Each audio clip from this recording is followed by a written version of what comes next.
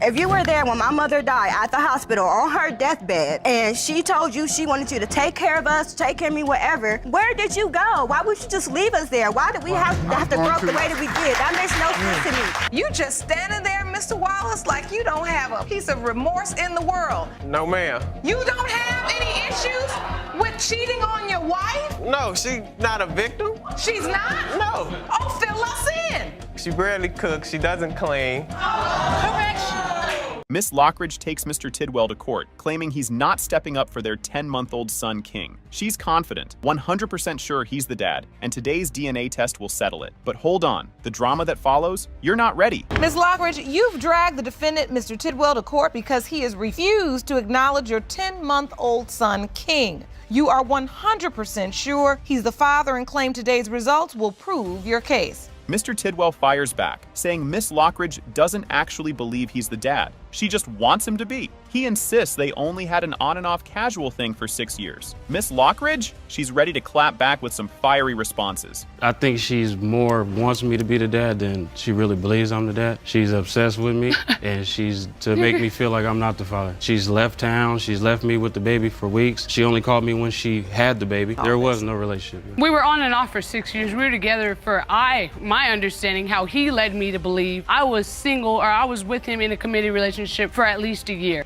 Things heat up when Miss Lockridge says she told Mr. Tidwell about the baby with an ultrasound photo and a note. His reaction? Confusion, like he'd been handed surprise homework. But trust me, the real mess hasn't even started yet. She came over to my house. We hung out. The next day, I see a piece of paper on my bed. I grab it, I looked at it. It was a note with an ultrasound in it. I'm not sure the exact words of the note, but it said that she didn't know how to tell me this. So I called her. She didn't answer the phone. She ended up leaving me a text message saying that she was sorry and that she didn't know how to tell me that she was pregnant. Miss Lockridge insists she wasn't seeing anyone else when King was conceived, only Mr. Tidwell. While she's all about the baby, he's looking like he just walked into a plot twist. The courtroom, nowhere near done with the fireworks. When we conceived my child, I told him I just had my period a week ago. That's a lie, Your Honor. He said, shut up, and we kept going at it for Oh, a That's couple a hours. lie, Your Honor. You thought that he wanted or didn't mind if he got you pregnant. I mean, he just got another girl pregnant 4 months prior, and I asked him, what you gonna do about it? He said, if it's mine, then I'm gonna take care of it. So next time I come over, heck yeah, I'm excited. Enter Mr. Tidwell's mom, Miss Harrington, who accuses Miss Lockridge of being obsessed with her son. She even jokes about a prayer closet dedicated to him. Oh, and she doesn't think King looks like their family. Drama off the charts. She is very obsessed with my son. I'm not in love with him. All she talks about is how much she wants to be with him and how she's got a prayer closet at home for him. Well, you know, this is just obsession, really. Why is it so far-fetched that he could be King's biological father? Because there was such a long span of time in between. I don't know anything about this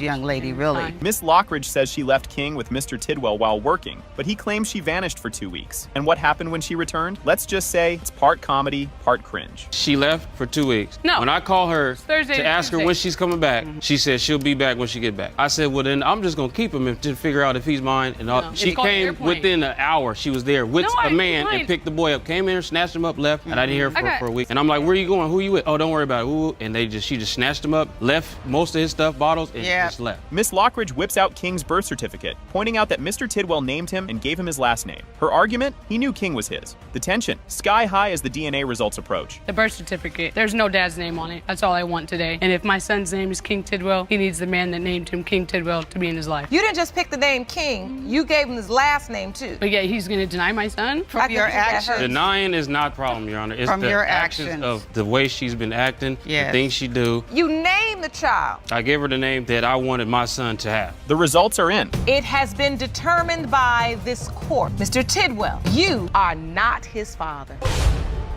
Are you kidding me? Messed up. Things get messy fast. Mr. Robinson and his wife claim he's not Trevorris's dad and say Ms. Grant tricked him into paying child support. Now they're suing for $124 to fix his license and $1,600 in wages. You and your wife say you are not the father of the defendant's son, Trevorris, but know who is. You claim she deceived you into believing you were the father to collect child support, and as a result of your inability to pay, your driver's license was suspended and your tax return was taken. Today, you're suing Ms. Grant for $124 for license reinstatement fees and plan to return to court in your home state to fight for $1,685.10 in garnished wages. Ms. Grant isn't backing down. She shows the court an affidavit where Mr. Robinson said he's the dad. She says he even acted like a dad before doubting it. Mr. Robinson admits signing it but gets sketchy about his proof. My son never went around them. Yes. Dexter did claim my child because I have proof here where he went to sign papers and everything. He had the opportunity. What is this paperwork? That is where he signed and say that is his child, and he states that he will pay $60 a month for his child. This is an affidavit, an admission of paternity, which is basically an acknowledgement of paternity. Plot twist. Ms. Grant says Trevorus isn't Mr. Ellis's kid, but Mr. Ellis told Mr. Robinson otherwise. Mr. Robinson believed he was the dad for over 20 years, but one conversation flipped everything upside down. 2 years ago, when this other man approached him and told him that he was the father. So, Mr. Robinson,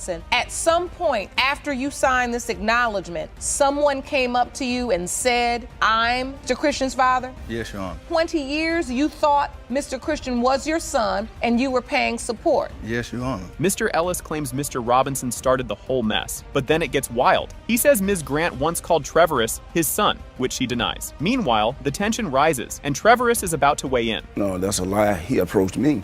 He came to me and he said, I heard that Martez was your son. I said, well, hey, man, hey, look, I didn't tell you to go up there and sign them papers, so that's on you. You know, I feel he is my son because of his mom approached me and said one. And I never, Your Honor, I never. Yes. Trevorus shares his side, saying his mom left him confused about who his dad was. He felt closer to Mr. Ellis's family, while Mr. Robinson's barely acknowledged him. Judge Lake reminds everyone about the legal affidavit, but the real shocker's coming. Were you ever told that Mr. Ellis was your father? I was told that it could be either of the two. That it could be either of the two? Yes, ma'am. And who told you this? My mom. Ms. Grant, your son's saying that you honestly told him it could be either of these two men. In your prior testimony, you said you were only sleeping with Mr. Ellis way before Mr. Robinson. I was telling the truth earlier. The DNA results are in. It has been determined by this court. Mr. Eddie Ellis, you are not the father.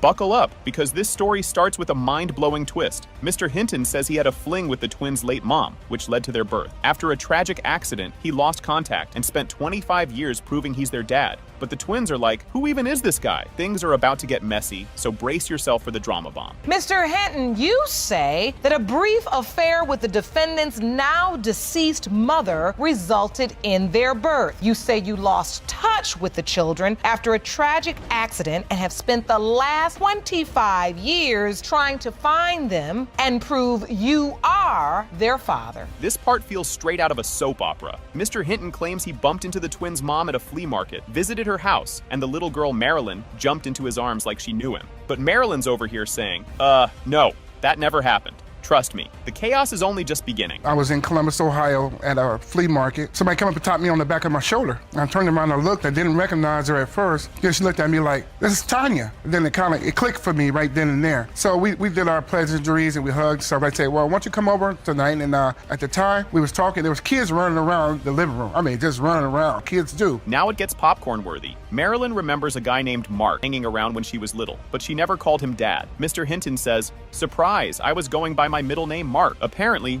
there was an army of Emmanuels in Columbus. The reactions to this twist, priceless. I do remember when I was a little girl and my mom let me go with a man who I called Mark. I didn't even call him dad. I didn't call him Manny. His name was Mark. He just took an interest in me and my mother just let me go with him. We would and I just remember one day that he just literally came and was like, no, this is the last time I'm going to see you. Probably about a year or so before my mother passed. Things get crazier with a new plot twist. The court confirms Mr. Hinton's full name is Emmanuel Mark Hinton, but Marilyn insists her family said Renard was her dad. Mr. Hinton claims he was there during her childhood. If you think this is wild, hold on. It's not over. But Ms. Waddell testified that she got picked up and spent time with a man named Mark. Your name is Emmanuel. Right. a time in Columbus, Ohio. I don't know what it was. It was a big boom. There's a lot of males that were named Emmanuel. I knew 6 people named Emmanuel myself. So I didn't want these people to keep, everybody in the whole city, keep interfering with me, thinking I'm this Emmanuel and I'm this Emmanuel. Now we hit the emotional part. The twins accuse Mr. Hinton of being MIA after their mom passed, sharing how they grew up in foster care and were separated at 9. Marilyn asks, if you cared so much, why didn't you come back for us? His response, eye-roll worthy.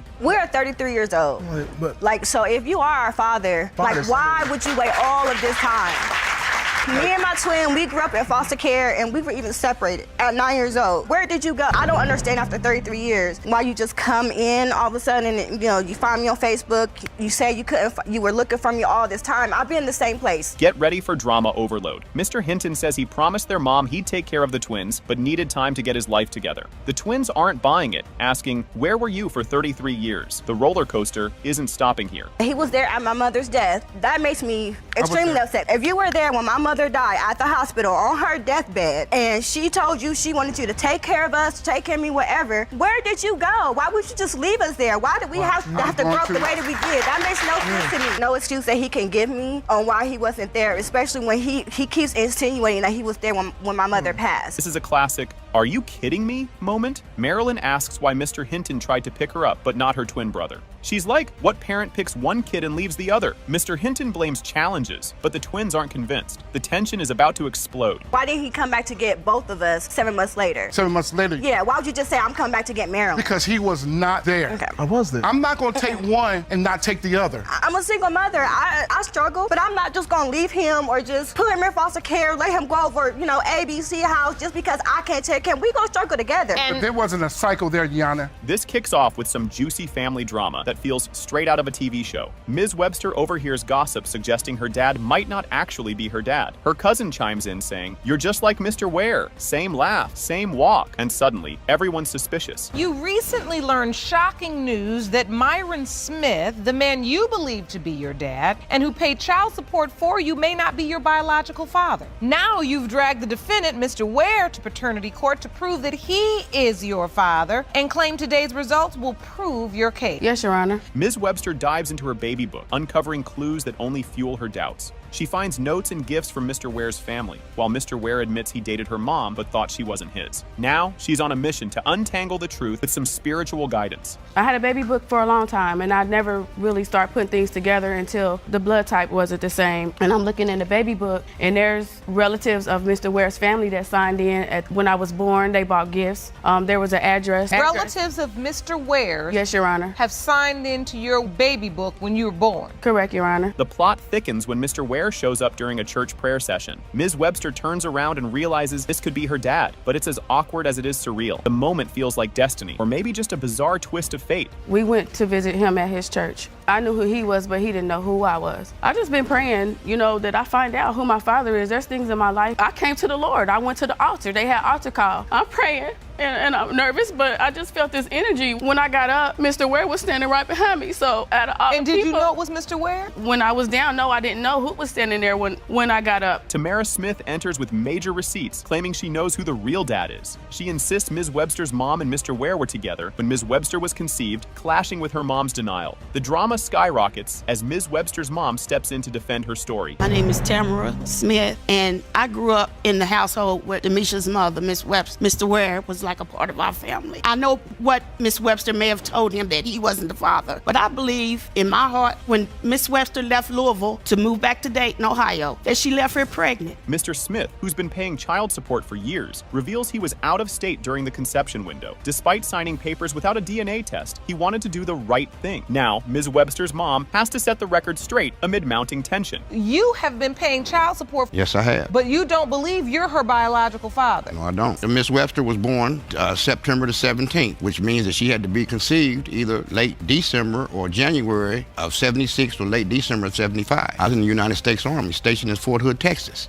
Right there, she was born September the 17th. Last time I was home on leave was late November. The mom testifies, confidently naming Mr. Smith as the dad, until it's revealed she was dating Mr. Ware Ware too. The court hears everyone's version of events, creating a live soap opera moment. Then comes the bombshell. The DNA test results are in. Keisha was named for my cousin Marika and Mr. Ware. His middle name and Marika's name together, and that's how she got to be. Of course, Marsha and I, we got together to name her at the time. I do remember that. You dated through the process, you named her together, but you were sure he was not the father? Right. It has been determined by this court. Mr. Ware, you are not her father.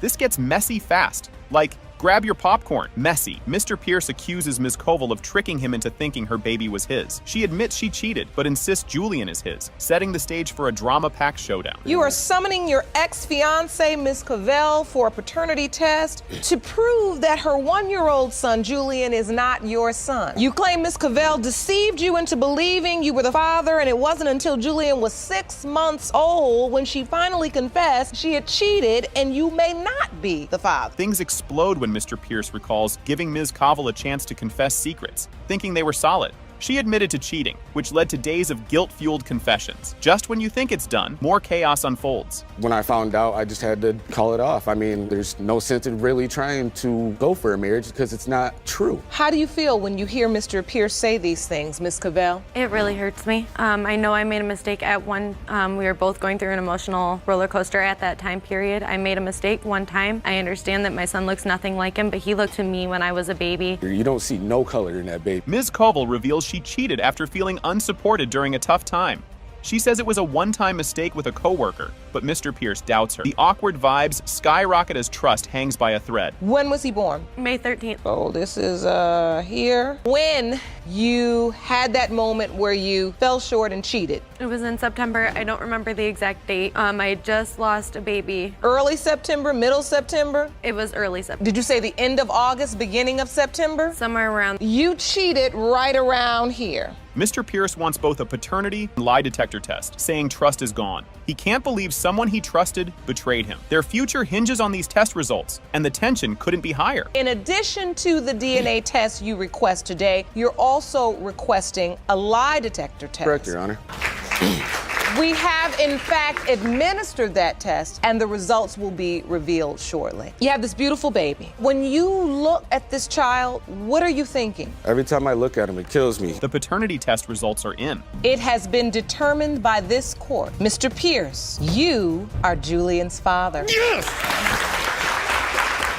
From the get-go, it's chaos. Miss Reed demands a paternity test to prove Mr. Wallace isn't the father of Miss Austin's baby. Plus, she's suing Miss Austin for $5,000, blaming the affair for her financial troubles. Miss Austin fires back, denying she owes Miss Reed anything and insisting Mr. Wallace is her baby's dad. The drama is off the charts, and we're only getting started. You are demanding that Miss Austin have a paternity test administered on her child, whom she claims was fathered by your estranged husband. You're hoping the DNA test will prove that your husband is not her baby's father. You argue that her affair has left you struggling financially as well. Buckle up. This is where it gets messy. Miss Reed found out about Miss Austin when she answered Mr. Wallace's phone and heard, "I'm his girlfriend." Shocked, she responded, "No, I'm his fiance and we just had a baby." Though she initially left him, she later forgave and married him. But Miss Austin's next bombshell keeps the drama rolling. And I found out about Mrs. Austin. One day I came in from the hospital from having my second child, and Raniel's phone rang, and I just so happened to answer the phone. Mrs. Austin, she said, "I'm Raniel's girlfriend." I said, "Raniel's girlfriend? Did you know that Raniel was engaged to me or whatever and just had a baby?" She said, "No." I packed my things and I left with my 2 kids at the time. I went and stayed at my aunt's house. Miss Austin brings the heat with her unapologetic story. She claims she didn't know about the engagement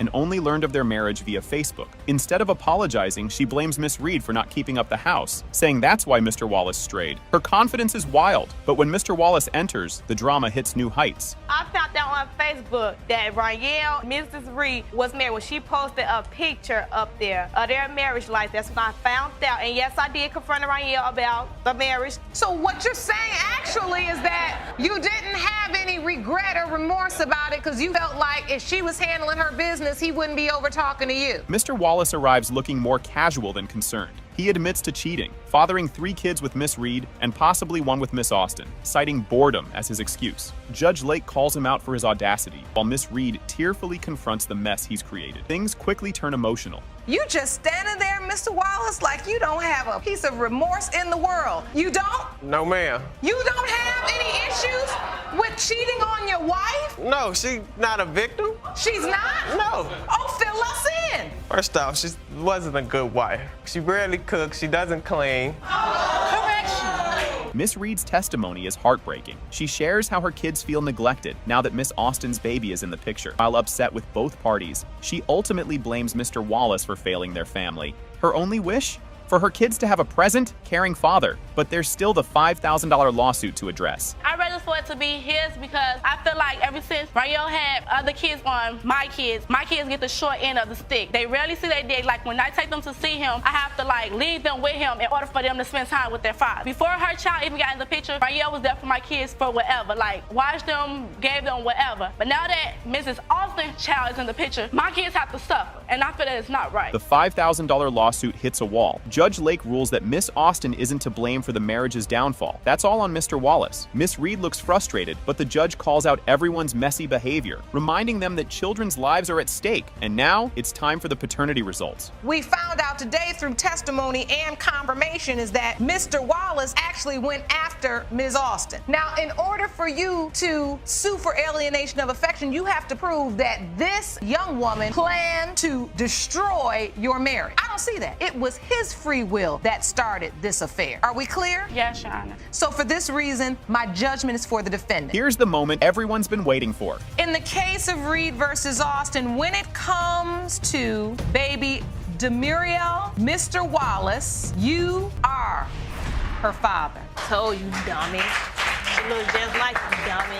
When I said you go across that aisle and hug your daughter, the first thing you did was look at your wife for permission. I didn't miss that. Amen about that. Amen And I about want that. to make sure we're clear if no one's let you know. You don't need permission to love your child. Amen. Court session starts, and Judge Lake jumps right into it, addressing everyone. Things are just getting warmed up, and you won't believe what comes next. Ms. Jackson, you've dragged your ex-boyfriend to court to prove he fathered your 26-year-old daughter, Tanika. You claim he's denied her since birth because you were caught in a love triangle with him and his wife. It's about to get real messy. Ms. Jackson says Mr. Brown owes her a whopping $2,624 in child support. Sparks are already flying, and this is just the start. Stay tuned for more shouting. 1 week ago, you reopened your child support case in which you state Mr. Brown owes you $20,624.08. That's yes, Your Honor. Mr. Brown, you and your wife claim you can't be the father because you were on the road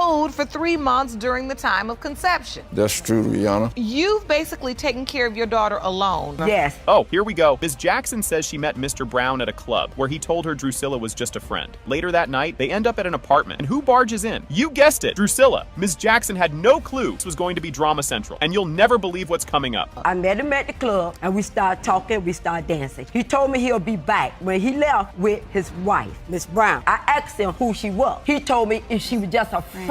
So he came back to the club, and then we went to the apartment. We was in the back of the room. She came in the door. She said, come on out, let me talk to you. I didn't know that he was dating her because he told me they had broke up. Drusilla is not letting this go. She catches Mr. Brown and Ms. Jackson together again, this time in a club bathroom. Drusilla let Ms. Jackson go, kept her eyes on her man, and just when you think it can't get any crazier, it totally does. He wasn't in the club. I said, well, there was one place he could be because his car was still outside. So I knocked and knocked on the door, the bathroom. I said, Dwight, I know you're in there. I said, open this door. He cracked it a little bit. So when I pushed it open, she in there, done him in the bathroom. But I told her, I said, you can go. So you find him in the club in the bathroom? Yes, ma'am. Okay, this part is like something out of a sitcom. Drusilla comes home and hears noises coming from her closet. You can just feel Drusilla's frustration as she realizes Mr. Brown is still fooling around. And if you thought this was wild, there's a lot more coming. When I got to my apartment, I unlocked the door with the key. So at that point, I heard my closet door slide open. When I got inside, I went right to the closet, opened the door. She standing up there naked, had my man in my house. So even, he kept fooling around with her, like you say, going back and forth. So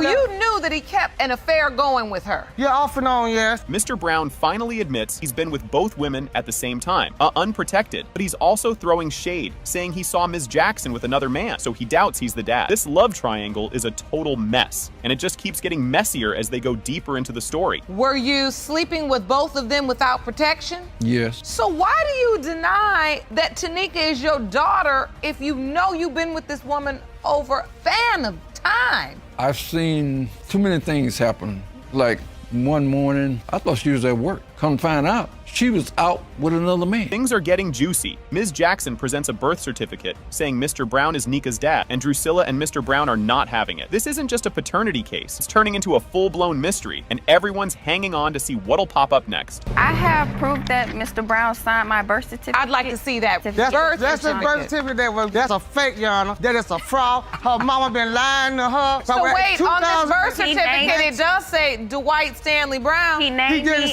spelled the name. He was with me during the time that birth certificate. Name me. Now, I do not see a signature on this birth certificate, because he did not sign it. Drusilla is spilling more tea. She says she tried for years to get Ms. Jackson to agree to a DNA test, but Ms. Jackson always dodged it. It's a total blame game, and Drusilla's got receipts, so you know it's about to get even spicier. She don't ever keep calling me. That's an insult about DNA testing. Every time we ask for something. Same thing in 1992. Okay, then we went to Ms. Jackson again. Went up to the lab again to get a DNA testing. I paid my money. My husband didn't pay child support. I did. I took care of her. That's true. This story is so dramatic. Judge Lake points out the irony in Drusilla's complaints, saying, "It's the same lady in your closet." Drusilla tries to act like the problem is solved, but Judge Lake reminds her they're here to see if Mr. Brown is really Tanika's dad. Hold on tight, because the moment of truth is about to drop. It's the same lady that's in your closet, same lady that's behind the bathroom door. Yeah. It's the same lady. But that doesn't mean that Tanika is not your husband's biological That's all I ever wanted to know, Your Honor. Well, that's his daughter. That's why we're here. Yes, ma'am. Find the envelope, please. Yes, ma'am. This is it, the big reveal. Judge Lake opens the DNA results, and yes, Mr. Brown is confirmed to be Tanika's dad. Emotions are flying everywhere, but don't leave yet. There's still one more twist. It has been determined by this court. Mr. Brown, you are her father. Jesus. This last bit is unbelievable. Judge Lake asks Mr. Brown to hug his daughter, and he actually looks over at his wife to check if it's okay first. With that, the courtroom wraps up, but Judge Lake leaves everyone with some wise words on family, forgiveness, and facing the truth. When I said you go across that aisle and hug your daughter, the first thing you did was look at your wife for permission. I didn't miss that. Amen about that. Amen And I about want that. to make sure we're clear if no one's let you know. You don't need permission to love your child. Amen. That's right. Yes, ma'am. All right, Folds. Things get wild right from the start. Miss Jackson tells everyone she's here to confront her husband's mistress and prove this baby isn't his. You can already feel the tension, and we're only getting started. Miss Jackson, you say you're here? The mistress stands her ground and says she knows the baby is Mr. Jackson's. With the audience hanging on every word, you can tell this show tea on how she found out about the affair. And wow, it's juicy. Trust me, this argument is only getting messier. If you thought this story couldn't get more awkward, wait until you hear how Mr. Jackson introduced his wife. Miss Jackson claps back, pointing out there's a big difference in surprising us. She says she spent nearly $900 on stuff for the baby, even though she doubts the baby is her husband's. Miss Lipscomb, when you had the baby, was he at the hospital? Did he cut the cord? He didn't cut the cord, but he was there. Acknowledged paternity. Yes. Your Honor, that's why the baby was placed on my benefit. Things are cooling down. Miss Jackson drops a big surprise. She's pregnant. Now, the room is buzzing, and everyone's looking at Miss Lipscomb, wondering how she'll respond to this news. Isn't impressed Arnold is the father of her kid and wants him to pay up for childcare. And just wait, because this family feud is only getting started. Ms. McKeever, you say you have no doubt that Mr. Arnold is your 3-year-old son Kenneth's biological father. Yes, Your Honor. You've requested... Crazier by the minute. Mr. Arnold, you and your aunt, Ms. Henderson, say that Ms. McKeever admitted to sleeping with 2 other men, but now you claim you're the one who's been put on child support for a boy who's definitely not yours. Yes, Your Honor. Judge Lake isn't having any of it, and Standing that she's responsible for paying you back this month. And that is, yes. Get ready for a bombshell. Mr. Arnold's aunt, Ms. Henderson, says there's a mystery guy that might be the real father, not her nephew. This whole maybe another dad twist really shakes things up, but the tea is still brewing. Everything is not being said. There was another young man involved who was supposed to be these kids' dad. 2 years, now all of a sudden, my nephew is being blamed for these kids. Because if they was, why would you name another man saying that they was the dad? Who is this young man? Do you know? I don't know him personally. Who is No, this I other don't. young man, Ms. McKeever? The other young man that I was with, he ended up going away. Ms. McKeever dives into the timeline of her romantic encounters, and let's just say it's complicated. Judge Lake looks like that the window of conception was about 24th of December to the 31st. Yes. You say you were intimate with the and the DNA test came back, it said 0%. So what I did was... Do you have any evidence of that test? and it's clear Mr. Arnold needs to get it together before it's too late. So now you're here. Even if it's determined that you're not this child's biological father today, that does not change the legal issue you're faced with, is that you have been named this child's father by default for failure to show up. And then go from there, and there's no guarantee. Do you understand this? Yes, Your Honor. Here we go, the big moment everyone's been waiting for. It has been determined by this court. Mr. Arnold, you are his father.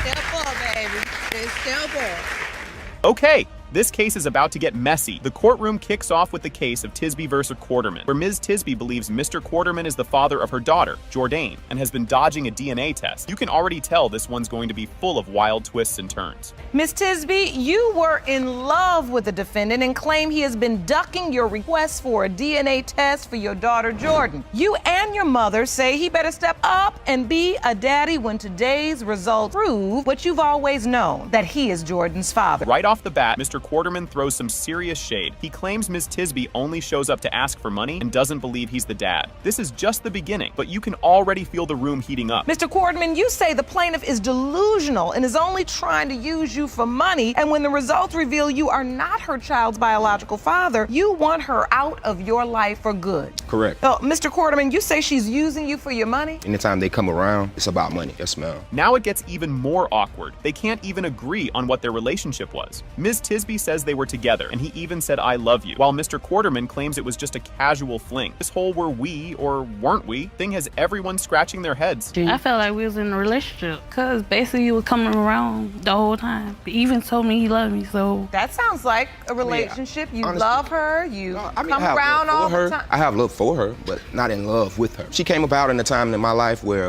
you know what I'm saying, I was kind of down and out, and me and her both was helping each other. The baby situation came about, you know, and I told her from the beginning, since it was another guy. And then, boom! Ms. Tisby's mom takes the stand and makes things way more dramatic. Just when you think it's all cleared up, a new twist jumps in. No. So wait a minute, you'd pick him up and bring him over to your house? I bring it to him. We stayed next door to each other. We had a two-stair house. She stayed on one side of the house, and I had my own house. Basically, at night, he creeped at night, and sometimes I seen him sometimes in the daytime, but he basically was staying there at night. Things get real emotional as Ms. Tisby talks about Jordan's birth and some truly heartbreaking stuff. Emotions are running high, and it's clear this story has layers on top of layers. When Jordan was born, Mr. Quarterman was there or not there? No, he wasn't. When I was pregnant, I told him everything. He came when I was pregnant, holding my stomach and everything, doing all that. But now she's not yours.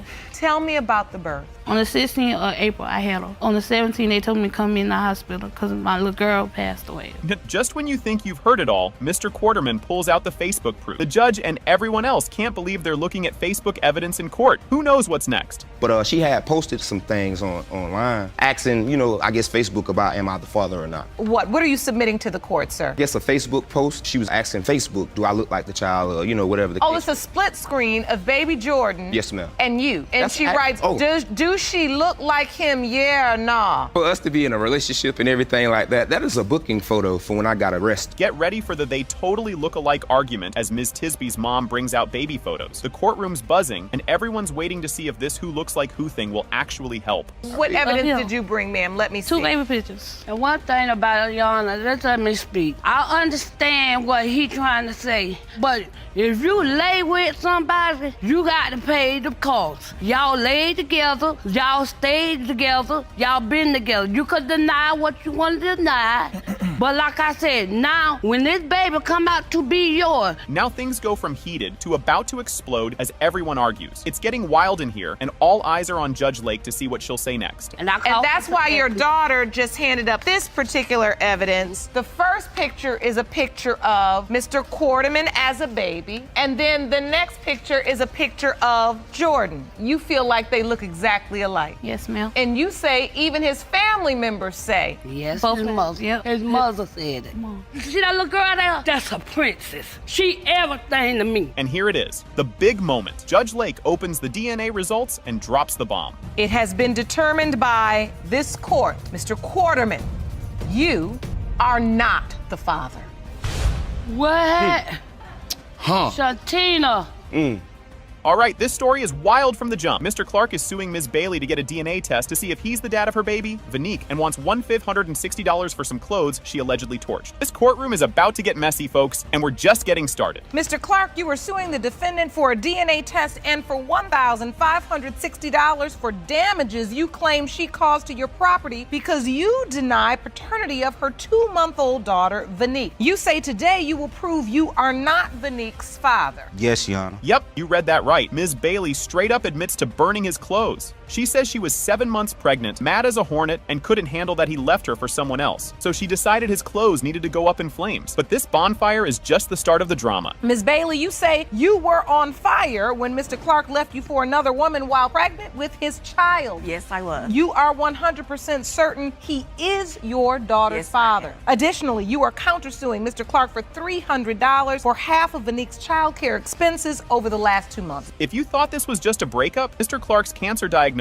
takes this story to a whole other level. They're hanging on to that maybe with all they got, but we all know there's more drama coming. During this relationship, started growing up big, like it was a big tumor on the side of his neck. And so we went to the hospital, he found out he had cancer. He started his chemo sessions and everything, but before then... And you all were together when this happened? Yes. They said, are you guys interested in having children? And we both no. And they was like, well, there's an 80% chance that he can't have children during his chemo. So you know I can't have kids. But there's still that 20% that he can. Mr. Clark's doubts just keep getting louder, thanks to both science and his new girlfriend whispering in his ear. Oh, the plot thickens, and he's definitely not done talking. Your doubt stems from the fact that as you're undergoing chemotherapy, you've been informed by your doc that this would affect your ability, possibly. Yes. And that's why they suggested to you freeze some of your sperm, because they knew that there was a chance that this treatment could affect your chances of having children. Yes, ma'am. You proceeded with your treatment. Here comes the science. They even brought in a doctor to clear things up, and things got even more confusing. Looks like the science talk didn't help,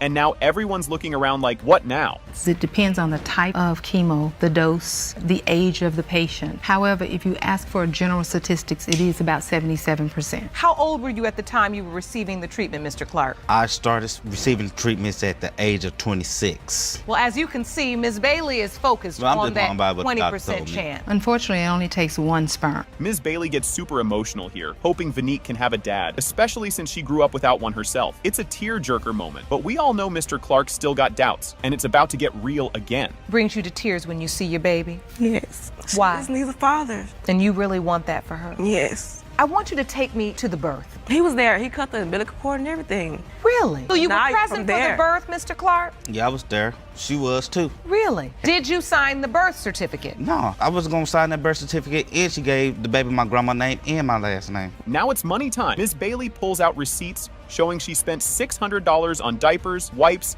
and formula in just 2 months, and she wants Mr. Clark to pay up. But trust me, that's far from the last argument we're gonna hear. You've submitted receipts to the court of the expenses you've incurred thus far. Yes. As it relates to baby Vanique. About $50 a week on diapers, formula, and wipe. I bought her totaling car, about I bought her car $600. seat, everything she needed. Everything you paid for yourself. And Mr. Clark, you admittedly have not contributed anything. No, ma'am. And that's why your countersuit is for $300, half of $600. Yes. Now, Judge Lake doesn't mess around when it comes to burned clothes. He's got no problem telling Ms. Bailey she owes Mr. Clark $1,560 for turning his wardrobe into ashes. Ms. Bailey owes the money, but don't worry, the biggest shock is still on the way. So, because you willfully destroyed his property, I have to award him the $1,560 from his clothing that you destroyed. Judgment for the plaintiff.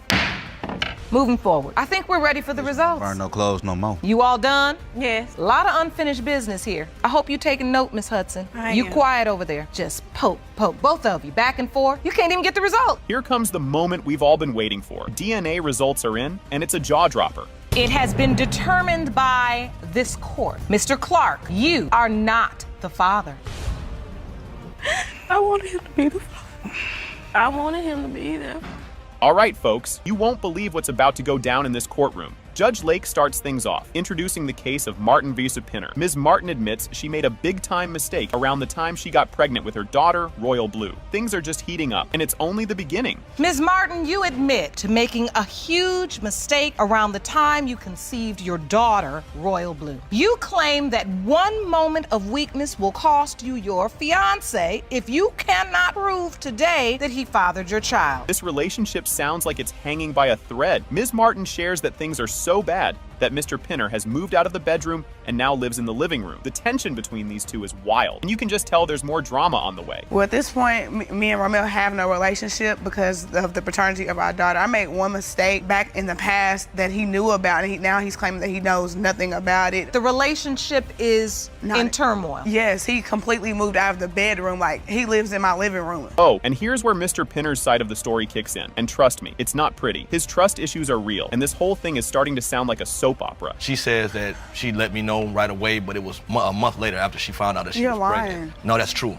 You know, when you feel like that, why would I fake it and just, be laying in the bed with somebody that's already lied to me, then I'd be dishonest to the relationship. But you were laying in there before. You were dishonest with me in the beginning, and you're dishonest with me now. The reason why I'm not sleeping in the bedroom is because I'm not sure if Royal is mine or not. Now, Ms. Martin tries to explain her side, and it's, well, messy. Their stories do not match up, and the arguments are getting louder. I'm going to tell her about the mistake. At the point in time, Romeo was doing him, as we say, partying, not coming home. I completely moved to Wisconsin with him. I even said, if I come up here for you, I'm about you, we're gonna do our family thing. And when I got up there, it went totally left. He left me in the home by myself. It'd be days at a time before I saw Romeo. Just when you think you've got the story straight, Mr. Pinner drops his version of the truth, and it's totally different. These two can't agree on anything, and it's all going off the rails. So it's your testimony, Mr. Pinner, that she didn't tell you the day after the party. She told you 1 month after she was already pregnant. Exactly, Your Honor. She said, well, I have something to tell you. When I had that party, I woke up the next morning. I'm pretty sure I had sex, but I don't know who it is. Like I said, that's very irresponsible. To this day, I don't even know the person's name, I didn't wait a month. I told you the next day. I was honest from the jump. So, Ms. Martin? Hold on, because now they're bringing up all their issues from way back. Mr. Pinner claims Ms. Martin changed after having their first child, started partying more. Judge Lake points out they've both been playing the blame game, and it's seriously messy. Like, how do these two even live together? After she had our oldest daughter,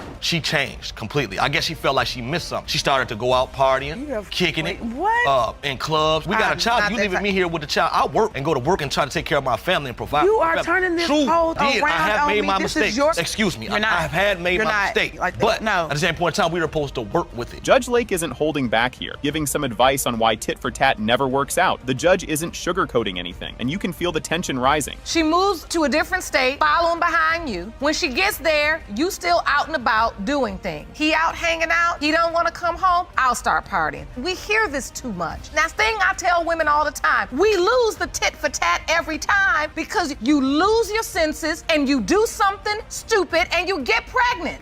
Yes, ma'am.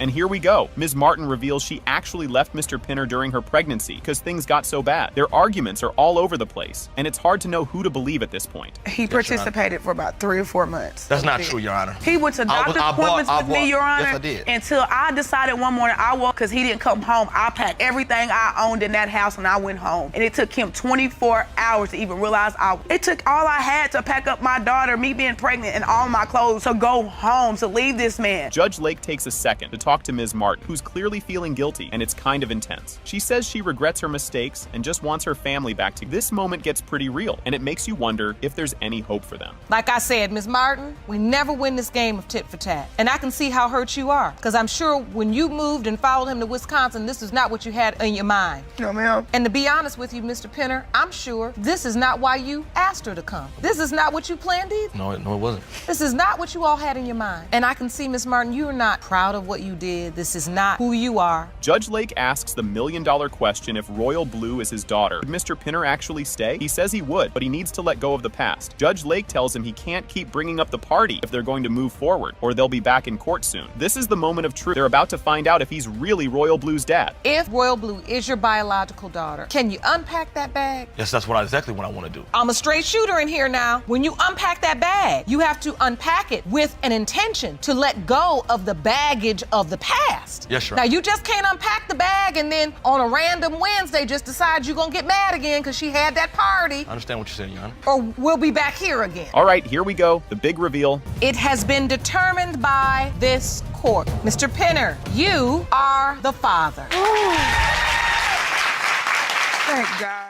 She was still sleeping with this man after Hannah was born. Your Honor, matter of fact, Is that true, Ms. Zachary? Yes, I was. Because we decided that we wasn't going to be together. We've been on and off for 5 years. And we were on a break for a month. She just slept with him 2 weeks ago in my bed. She didn't go to his house. She didn't go to a hotel. It was the bed that we shared. She came home, Your Honor. She sat next to me. I'm like, what's going on? I'm like, I recognize that smell. I haven't had it in a while, but I recognize it. I said, you smell like sack. I don't know what you at work. I'm doing that, but I'm at work all day, but that's how I come home smelling, really? Sometimes you tell me you been at We're work. not gonna say how you smell when you come home from work. Well, Judge Lake introduces Ms. Cousin and her mom, who dragged Mr. Bell into court, saying he's the dad of her 7-month-old baby, Taquan. Mr. Bell fires back, saying he's not the dad and insists it's all a plot to mess up his relationship. Ms. Cousin, you and your mother say you had no choice to drag the defendant, Mr. Bell, into court today because you're fed up with his lies. He denies being the father of your 7-month-old son, Taquan, and has even gone to the extreme by blocking all contact with you. Ms. Cousin's mom doesn't hold back and launches into a full-on roast of Mr. Bell, calling him a two-timing liar. With all this shade flying, Judge Lake turns her attention to Mr. Bell for his side of the story. Fed up with his lies because he a two-timing liar. He told my daughter that he was single, that he was not in a relationship because I seen his picture on her phone. When she started being with him, I seen how her attitude changed. I knew then that she was pregnant. I met you at a relative house. Things go up a notch as Ms. Cousin's mom spills the tea about receipts she found for lunches her daughter bought for Mr. Bell. Judge Lake raises her eyebrows at Mr. Bell, ready to hear what he has to say about these lunch dates. A whole weekend, yeah. And then not only that, y'all had lunch together. Can't she let her daughter talk? She wasn't there. I go in her room, I found receipts with 2 combos on it. You know, at the end of the day. 2 combos meal for lunch. If she paying for it, of course I'm gonna take the food. She paying for it. Yeah, and y'all in a relationship. What you mean? Destiny steps up, and wow, does she have a lot to say about how Mr. Bell used her like a walking ATM. The crowd is silent, waiting for Judge Lake's take on this bizarre relationship. We met at this job that we was working at. When I first met him, he told me he wasn't with no one. I never slept with no one else at work. Every time I go out to get lunch, he right behind me. What you eating for lunch? Can you buy me something? Meet me downtown. Tell me I cannot pay his phone bill every time I get paid. When she should have been. Were you paying his phone bill? Yes. Just when you think this story can't get wilder, Destiny's mom reveals how she and her husband have been covering all of Taquan's expenses. Judge Lake gives Mr. Bell a sharp look, clearly ready to hear his excuse. Because me and my husband have been doing it for the last 7 months, buying milk, strollers, walkers, baby bed, car seat, everything. That take a toll on me. Destiny was on a good route, somewhere to work. Once she got that job, fell into the footsteps of him. And today, I'm walking in her shoes. I've been taking care of Taquan. Mr. Bell's response is so chill, you'd think he's talking about the weather. Judge Lake warns him to get real, reminding him that his version doesn't exactly add up. You can tell the judge is about to unleash some major truth bombs. What was the nature of the relationship in your mind? We met at work. I only seen her outside of work maybe twice. We was never together because I had to go home to her. I was staying with her and my kid. Were you flirting with her at work? Yeah. Now it's getting juicy. Mr. Bell and Destiny go back and forth about who told him about the pregnancy first, with Mr. Bell insisting he heard it from her manager, not her. Judge Lake gives Mr. Bell a side eye that says, I'm not buying it. She didn't tell you, she told the manager and the manager told you. And once I went to her and told her that it's not mine, the first thing, I don't want no baby by you anyway. I don't don't want a baby by you anyway is different from the baby is not yours. Which did she say? Both. Why you lying? Just give me a man, so I can go on my life and you go find your baby daddy, man. And now, the plot thickens as Mr. Bell's girlfriend, Ms. King, takes the stand, talking about how she found out about Destiny. Judge Lake's about to dig even deeper into this love triangle. He gave me her name or whatever. I searched for her on Instagram. Of course I'm gonna search. I see Cortez is her profile picture, and I see her bio. She's like, oh, I love him. That's the one for me and stuff like that. So I requested her. I didn't really think nothing of it. It looked real immature to me because they didn't have physical pictures together. I wouldn't believe that they were in a real relationship. Destiny doesn't hold back, setting the record straight by saying she and Mr. Bell were together 3 times, unprotected. Everyone's hanging on to see what he'll say next. We slept together 3 times, unprotected, and he know that. Where'd you all go? We'll go anywhere. Where we went? Where did we go? In the car, it don't matter. Where did we go? And we went Since to the was club on with date. your cousin now. You know that. So what you're saying is you all would go out but you didn't think he was in a relationship? No, he told me he wasn't in a relationship when I first met him. Hold on to your popcorn, because Destiny claims the one time Mr. Bell did see Taquan, he had the nerve to ask for, you guessed it, intimacy. You can tell the judge is just waiting for Mr. Bell to slip up even more. Now, Destiny, you said he came to see the baby one time. Yes, but when he came to see the baby, he wanted to have sex. He said, would you have sex with me? I was like, no. He's like, what, you scared of your boyfriend? And when he came, he had a flat tire. He asked to use my sister four-wayer to take the tire off. So my daddy was trying to help him. And when he came in to see Taquan, he said, oh, Taquan look like you and your mama. Judge Lake drops the bomb. It has been determined by this court. Mr. Bell, you are the father. Thank you, Lord Jesus. Oh, yes. Oh, yes. Right from the jump, this whole thing is just bananas. Mr. Barlow's got 8 kids, and he says they all look like him, except for one, little Jabril, who he's sure isn't his. Oh boy, things are about to get real messy. Mr. Barlow, you say your 8 kids look exactly like you, but the defendant's son, Jabril, looks nothing like you. And that's because you're not his father, and you know who is. Here we go, things are heating up. Mr. Barlow starts dishing out details about all these shady calls he made to Ms. Winslow while he was away, where she kept saying the landlord was over. The back and forth is pure drama, and we're not even close to done yet. I believe she was sleeping with the landlord. You do? Yeah. And that's not possible, Your Honor. The landlord. Why do you believe that? What evidence do you have? While I was away, I would call all the time, because I got a long past of infidelity.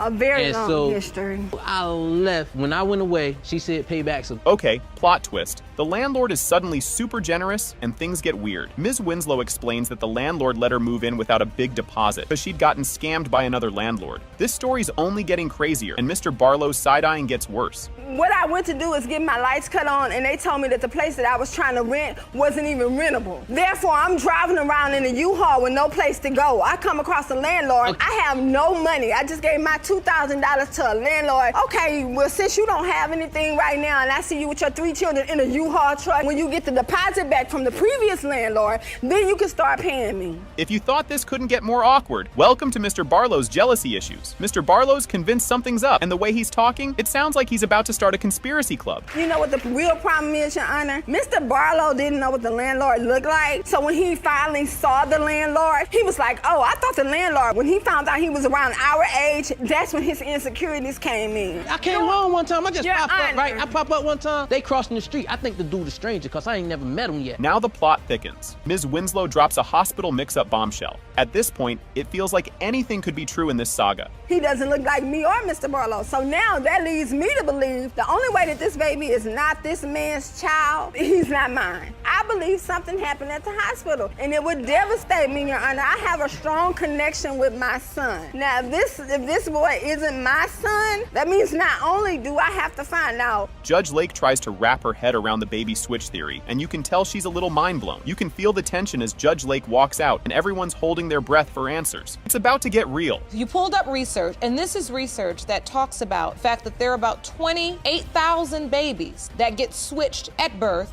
in the hospital every year.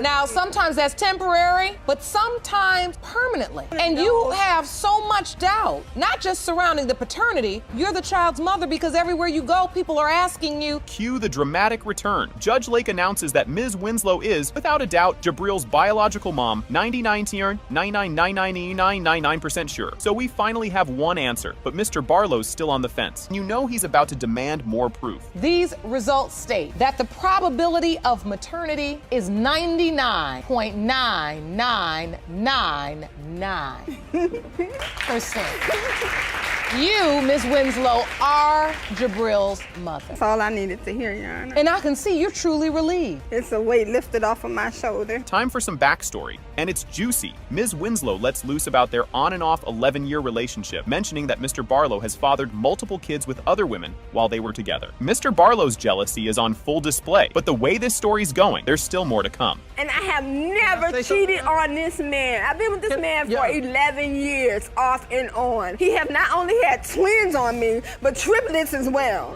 So it's not like a little simple thing like he hasn't done anything to me. Yes, as a woman, I stand here with my backbone, and I've accepted all of his wrongdoing. Now things get official. Ms. Winslow whips out the birth certificate with Mr. Barlow's signature on it. That signature makes him legally responsible, whether or not he's the bio dad. It's getting intense, and you know it's all leading up to the big reveal. The birth certificate, Your Honor, that Mr. Barlow so gracefully signed. So, Mr. Barlow, this is your name? Yes, listed as the father on the birth certificate? Yes, it is. So I was there during the delivery. I was there to sign the birth certificate because there's no way for me to say, this is not my child. I got 9 children. And out of those other 8 children, the moment everyone's been waiting for, DNA time. It has been determined by this court. Mr. Barlow, you are the father. Thank you. Thank you. Wow, this is about to get wild. Judge Lake introduces the case, Thomas v. Zachary, where Mr. Thomas wants a DNA test to find out if he's really the dad of little Hannah. And let me tell you, things are about to get messy real quick. Mr. Thomas, you claim you've been petitioning the court system for a DNA test for 15-month-old Hannah Thomas for more than a year now. Yes, Your Honor. Right out the gate, Mr. Thomas goes off saying he's been begging for this DNA test for over a year. He says he signed the birth certificate because he was tricked. Yeah, this dude's ready to bring some major drama, and it's only just beginning. Now, you've been notified that you will be paying support because you signed the birth certificate, but claim it was under false pretenses. Now, the court will decide whether there's reasonable cause to grant you a DNA test today. Oh, and here comes Ms. Zachary, already calling Mr. Thomas out. She says he knew all along he'd be on the hook for child support since she had to apply for help. She's got a totally different story, and you can just feel the awkward tension building. That is a lie, what he's saying. He knew that he was going to pay child support because I receive a medical card. I also receive cash assistance. I have to cooperate with child support in order to receive those assistance. Your Honor, me and Rakaya were separated towards July. August, we got back together, you know, towards the end of August, into September, she told me I feel pregnant. And we went to buy like maybe 4 or 5 pregnancy tests. Mr. Thomas thinks he's got the timeline all figured out, saying he and Ms. Zachary got back together, and soon after she told him she was pregnant, he figured, hey, that's my kid. But oh boy, if only things stayed that simple. Now, I found out that I was pregnant September 18th, to be exact with you. I went to that doctor's appointment and I came home. I handed him the papers. This is my results at the doctor. This is my proof of pregnancy. No, Your Honor, I never received any paperwork, Your Honor. She said she was between 3 to 5 weeks. We got back together in August. We were having a lot of makeup sex, you could say. So I'm like, okay. Now, here's where Mr. Thomas starts getting real suspicious. He says Ms. Zachary started looking way too pregnant for the timing she gave him. Things just weren't adding up for him. But little did he know, this was just the start of his head-scratching moments. So you're doing the calculation in your mind and you say if baby was conceived in August, then more than likely I didn't have any doubts that it was my baby. After a couple months, you know, I'm looking like, wow, you know, she's getting kind of big, kind of fast, you know. She's, 5, 6 weeks. What's going on? Okay, so this doctor's visit really sends Mr. Thomas's brain spinning. He sees paperwork showing she's further along than she told him. And he's like, hold up, those dates don't match. But hey, it's about to get even weirder as they keep talking. Went to the doctor, maybe probably was about 3 or 4 weeks later, and he was telling me like, look, you need to be on her about smoking a cigarette. Here's her paperwork. And he showed me the paperwork and it said 15 or 17 weeks or something like that. I'm like, hold on, wait a minute, y'all. No. Yes. The doctors asked her, told her, encouraged her to stop smoking, but you also gotta look at the paperwork. Now let's talk about that break. Mr. Thomas is all, a break doesn't mean you start dating other people. But Ms. Zachary's like, yeah, that's exactly what a break means. These two clearly need a dictionary, but wait till you hear what Mr. Thomas says next. Break for us is, I'm leaving out out the house, I'm gonna go to my parents' house for a while, or you leave and you go with your mom or something. No, that's like not that. a break. That was a break between us, and we were always back together within a month time. So it was still no excuse. A break is not an excuse to go sleep with someone and have a child by someone else at all. Oh boy, this part's a doozy. Mr. Thomas says he signed the birth certificate after they had a secret deal. If her other guy stayed out of the picture, he'd keep things quiet. Not exactly the recipe for family bonding, huh? And then you signed the birth certificate when you were at the hospital. He had her sister come get the children. I came up to the hospital. I was with her the whole night, all until she had the baby. I was there. It was no problem. This was the agreement from the beginning. If the guy that I believe is Hannah's dad, if he didn't have any part, anything, I would sign a birth certificate and Hannah would never know a thing. This would be the biggest family secret that we ever had, and I had no problem with that. Hold on to your popcorn, because this is where it gets even messier. Mr. Thomas drops the bomb that Ms. Zachary recently saw her other guy and even brought him to their shared home. Just when you think it can't get crazier, Ms. Zachary has something to say that'll make your jaw drop. She was still sleeping with this man after Hannah was born. Yana, matter Is of that fact, true, Ms. Zachary? Yes, I was. Because we decided that we wasn't going to be together. We've been on and off for 5 years. And we were on a break for a month. She just slept with him 2 weeks ago in my bed. She didn't go to his house. She didn't go to a hotel. It was the bed that we shared. Enter Mr. Hill, Mr. Thomas's uncle, who just adds fuel to this blazing fire. He says he doesn't think Mr. Thomas is the dad, and even claims Ms. Zachary once showed him a picture of the real father. It's like a soap opera at this point, and Mr. Hill isn't done stirring the pot. I don't think that he is the father of Hannah. You don't? And the reason why is because she just don't look like him. And another reason, one time me and, Rakaya was hanging out in the house. They had got into it. He had left to get some air. She had actually showed me pictures. I don't know if she was mad or I don't know if she was in the feelings or something. I had never told him this, ever. Here we go, because this phone bit is just pure chaos. Mr. Thomas finds a contact on Ms. Zachary's phone labeled Hannah's dad. That's not even his number. His trust is officially gone, and now a DNA test feels more necessary than ever. I was going through her phone the other day. I see Hannah's dad. Really? I see the number in Hannah's dad, it put a smile on my face, I'm like, oh yeah, I've been gone for a couple weeks, She got my name under Hannah's dad,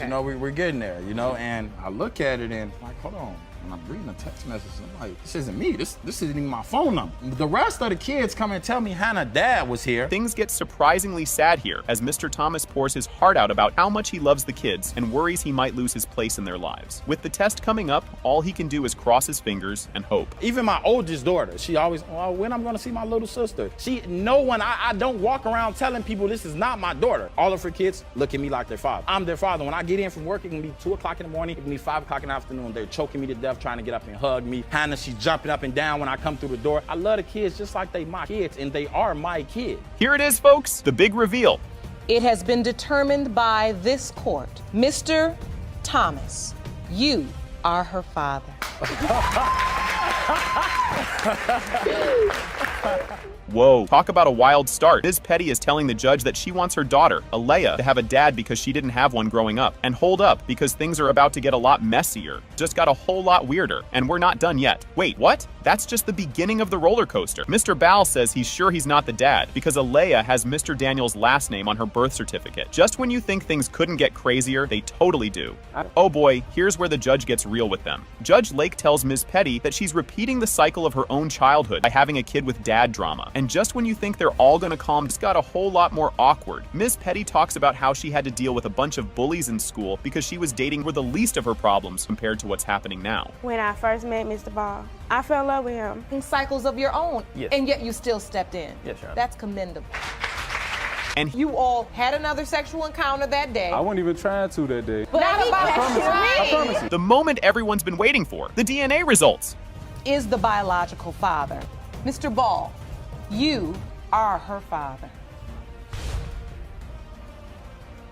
Now here's the kicker. Mr. Richardson signed the birth certificate even though he wasn't even sure he was the dad. She's saying he had every chance to back out, but now he's regretting it. Things are about to get even more awkward. Mr. Richardson, you claim you made a huge mistake. You signed the birth certificate of the defendant's 2-month-old son, DeMarlon, even though you doubt you are his father. You want to prove your case before you end up paying child support for a baby you know isn't yours. And here's where it starts getting hilarious. Mr. Richardson says he had doubts doubts because the baby looked, well, way too light. Judge Lake reminds them that looks aren't everything, but Mr. Richardson is still side-eyeing the whole thing. You won't believe how they met. When I saw the baby, he was so white. He looked like a Mexican or something. He was just real light. Mexican, that doesn't matter. Children come in all shapes and sizes, and he just had spent 9 months or more in the womb. That's true. Yana, you gotta realize, when I was dating her, she was very sneaky. Believe it or not, this whole situation started in a club of all places. Mr. Richardson remembers meeting Ms. Robbins there, and right off the bat, she told him she was married, but kind of hinted she'd be open to hanging out. Now, they're bringing up the night DeMarlin was conceived. I met her at a club, came, approached her, didn't think she was gonna give me the time of day or nothing. So he pursued me. Yeah, you're right about that. I did pursue you. For a long time. And we got to talking, and then she told me, she said, I'm married, but I'm willing to maybe see you or something,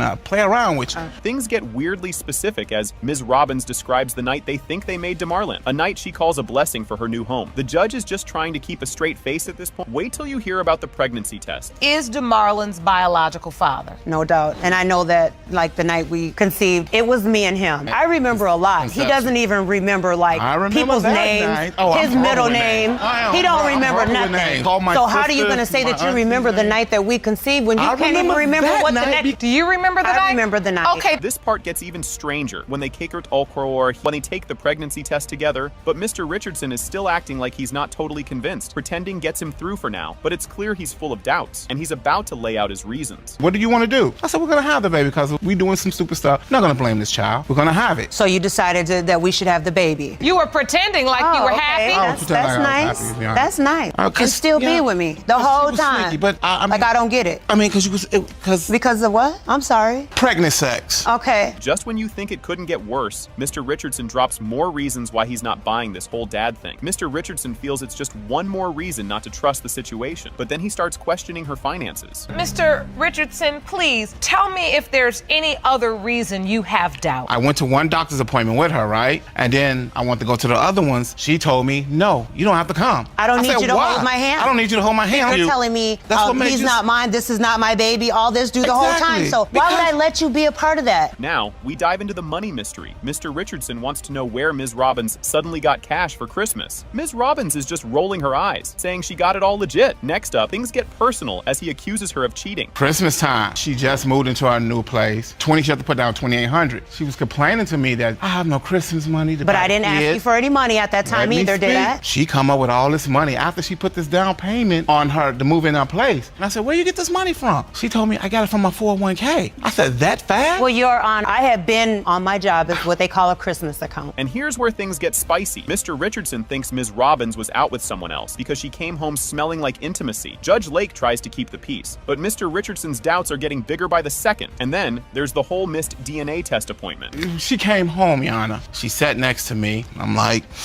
what's going on? I'm like, I recognize that smell. I haven't had it in a while, but I recognize it. I said, you smell like sack. I don't know what you at work. I'm doing that, but I'm at work all day, but that's how I come home smelling, really? Sometimes you tell me you better we're not going to say how you smell when you come home from work. Well, here's the kicker. Ms. Robbins actually had an appointment for a DNA test, but ended up canceling it, which only makes Mr. Richardson more suspicious. Judge Lake points out that dodging the test looks pretty fishy. By now, the judge has had enough. She made an appointment. We supposed to split 135. It was 2 something to go get a DNA test. She said, I set an appointment. I'm going to come at 4:30. 3:30 come, sitting around. Okay, appointment's at 4:30. 4 o'clock come, we sitting around. 4:15, we sitting around. I'm like, what's up? And I asked her. But did you go to the appointment? No, Yana. This case hits a boiling point as Judge Lake starts calling them out for all this back and forth nonsense. But finally, she's about to reveal the results, and everyone's on edge. This is honest, Ms. Robbins. Whether he's right or wrong, only the DNA is going to be able to decide that. He feels like what you say has no credibility. Because when you met him, you not married, then you was married, then you got to get your divorce decree online. You don't have a physical copy of it.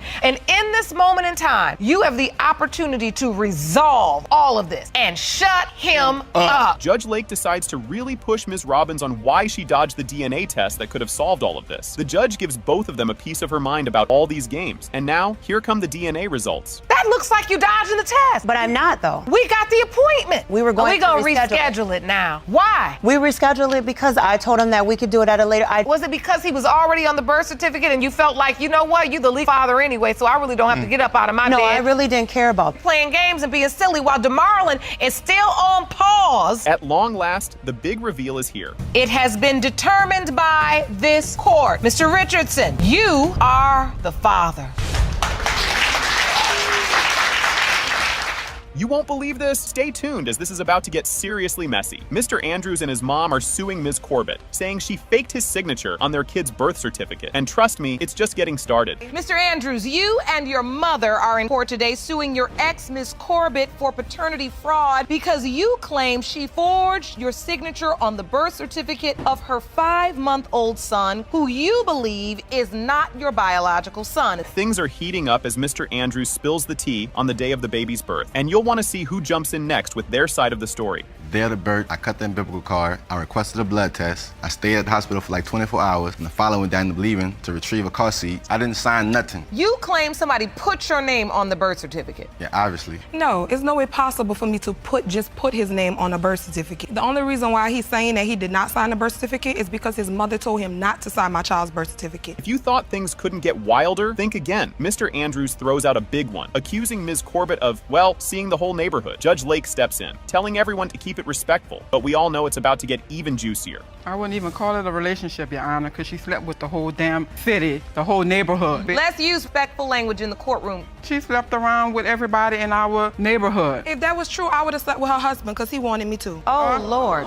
That's a lie. Okay, let's stay on track. Now, here's where things go full detective mode. Mr. Andrews pulls out a diagram of the apartment, explaining why he thinks Ms. Corbett had another guy over. But wait until you hear about the mystery text. Your Honor? What does this diagram show? This right here is a 2-story apartment building. This right here, like 2 feet from the driveway, is like the front entrance. And you could sit right here and like literally watch all this. And if somebody murdered him over here, it'd be real obvious. The guy she had in there tried to creep around and sneak on this side of the building and come out. She even had a bike in inside the house. Just when you think this can't get crazier, in comes Mr. Andrews with another bombshell. Ms. Corbett rolls her eyes, calling him a liar. But hang on, because next, it's about the baby. Is this your only doubt? No, ma'am. Found messages in her phone where some guy obviously was telling her, leave the back door open and be naked when I arrive. Oh, you saw the message? Yes, ma'am. She denied that in my face. I'm looking at the message in the phone. That's one reason. Ms. Corbett? That's like the third reason. The other reason I just showed you on the diagram. And now it's accusation central. Ms. Corbett claims Mr. Andrews barely sees the baby and once even threatened to drop him off at a fire station. But she's about to lay down the law about what really matters here, paternity. So how many times have you seen Quinn Jr.? Over a dozen times. So you spent quality time with him? He does not. I have to beg him for to come get my child. He was there 6 days. I told Quinn, I said, Quinn, you have to come meet me somewhere. I can't drive all the way down there. He was gonna drop my child off at a fire station. Your Honor, I told her that just to get her to move because she lied to me and told me she was threatening me with the police. Surprise, surprise. It has been determined by this court. Mr. Andrew, you are the father. Let it be known. Those first week or two, we had sex like 4 or 5 times a day. So you had it in your mind that if I get my wife pregnant, she'll stop stripping. Kind of like how she just said, I'm gonna strip and I'm gonna do whatever I want. That's what I'm gonna do. I said, oh really? Okay, I'll give you a 9-month break on me. I mean, so. Things kicked off wild, and it only got crazier from there. She's certain his denial is all because of his girlfriend's influence. This sounds simple, but trust me, it's anything but. Ms. Caples, you say you are 100% certain that the defendant is your 15-month-old son, Jason's biological father, and today he's going to put his name on the dotted line right in front of his girlfriend. The relationship status was about as confusing as it could get. You'd think things would be easy after that, but wait till you hear what's next. What was the nature of this relationship? To be completely honest, Your Honor, me and Mr. Harris, we were never in a relationship. Let's clarify that now. We were just sleeping together. That's pretty much it. Were you in another relationship? No. I was not, no. I wasn't. You find out you're pregnant. Obviously, you weren't using protection if there's a question that he's biological father. Yes, Your Honor. And right when you thought you'd figured it out, another guy pops into the story. Miss Caples admits she did date someone else, but it was after she got pregnant with Jason. This timeline is all over the place. So who's this other guy that was in the picture? After me and Mr. Harris were done and over with. You were already pregnant at the point you started dating the other man? Correct. And I have an exhibit if I could show you. Absolutely. Please step over to the podium. Thank you. As you can see, my son Jason was born January 9th, 2016. Me and Mr. Harris were intimate for 9 months, all the way up until May, the beginning of May. If you thought things were weird before, now it's exhibit a time. But Mr. Harris is like, maybe? Since he was apparently seeing other women too and doesn't remember the exact dates. I mean, could this case get any messier? Mr. Harris, if you don't remember whether or not you were with her, is it because you were involved more than one woman? So that's why you really can't say for certain who you were with on what date. Now, Ms. Caples, I have to ask you, were you involved with more than one man? No, I was not, and he did not tell me that he was dealing with other women while me and him were talking. So I did not know that he was playing the Men usually don't tell you. They want to keep She went through my phone and text other women back. This part, total shocker. Just when you think you've heard it all, the story somehow gets even more awkward. When we contacted Mr. Harris and told him that Ms. Shatera Caples summoned him for a DNA test, he said, I don't know who you're talking about. I said, Muffin? That is correct. I'm pretty sure I told him my name. Would you remember Shantira or would you remember Muffin? Would I go by around town? If you having sex for that many months with the same person without using any protection, you gotta at least know their name. Just when it seems like it can't get worse, we learn Mr. Harris wasn't there when Jason was born. You'd think things couldn't get more uncomfortable, but oh, they do. Did he get to come to the delivery room? He didn't have a ride, Your Honor. He didn't have a ride? Have a ride. No, I was at the work when she delivered the baby. The next morning I came up there and I looked at him. He didn't look like me at all. No, he does and not. I had my doubt. I had been had my doubts, but like I say, everybody around town says that she goes around saying it's another guy's baby. Did you sign the birth certificate? No, I did not. Because you did not want to, or you were not even asked? And here's where the cringe hits max level, as if things weren't heated enough already. Hold on, what is this about the hospital room, Ms. Caples? She was undergoing surgery, getting ready to have my tubes tied. That is my job. Your Honor, as a woman, I would not want to be in a room with a woman that's having my boyfriend's baby. Okay, so you were the patient. You work at the hospital, right? Yes, ma'am. And then that was where they told you your station or where you were supposed to be? You were assigned to that? Today, we got our stuff to do. Yes, ma'am. Things got intense as Mr. Harris admits he wasn't so sure Jason was his son, thanks to rumors and Miss Caples' comments. Now, everyone's on edge to see if he's the dad or not. Have I heard all your doubts, Mr. Harris? A lot of people around town telling me it's not mine. Let's say that's her words. People are telling you if he's not yours. Then she even says he's not yours. Keep pushing me away while I'm trying to be there for the child. But you don't think it's he's kind yours, of like he's not. So why would I keep? That's why I don't want to include you. That's the reason for that. You don't think he's yours. All right, that's what we're here to solve today. Right. That's exactly why this courtroom exists. The moment finally arrived and the tension was through the roof. Judge Lake reads the DNA results. Mr. Harris is not Jason's father, but Judge Lake isn't done with them just yet. She's got some parting wisdom. It has been determined by this court. Mr. Harris, you are not the father. Thank you. This case kicks off with a wild claim. Ms. Bailey, along with her daughter, is suing Mr. Parker, her daughter's estranged husband, for a cool $3,691.50 in childcare costs. And believe me, it only starts getting juicy. Ms. Bailey says Mr. Parker ditched her daughter when she was 16 weeks pregnant, leaving her to fend for herself without any help. And trust me, the accusations only get weird. Things are heating up. Mr. Parker claims Ms. Bailey's daughter neglected him, saying she refused to feed him and made him feel worthless. And guess what? Drama's just getting started. The last few days there, Your Honor, she told me that I wasn't worth nothing. I was not allowed to eat, that I was not allowed to be a part of this family. That's a lie.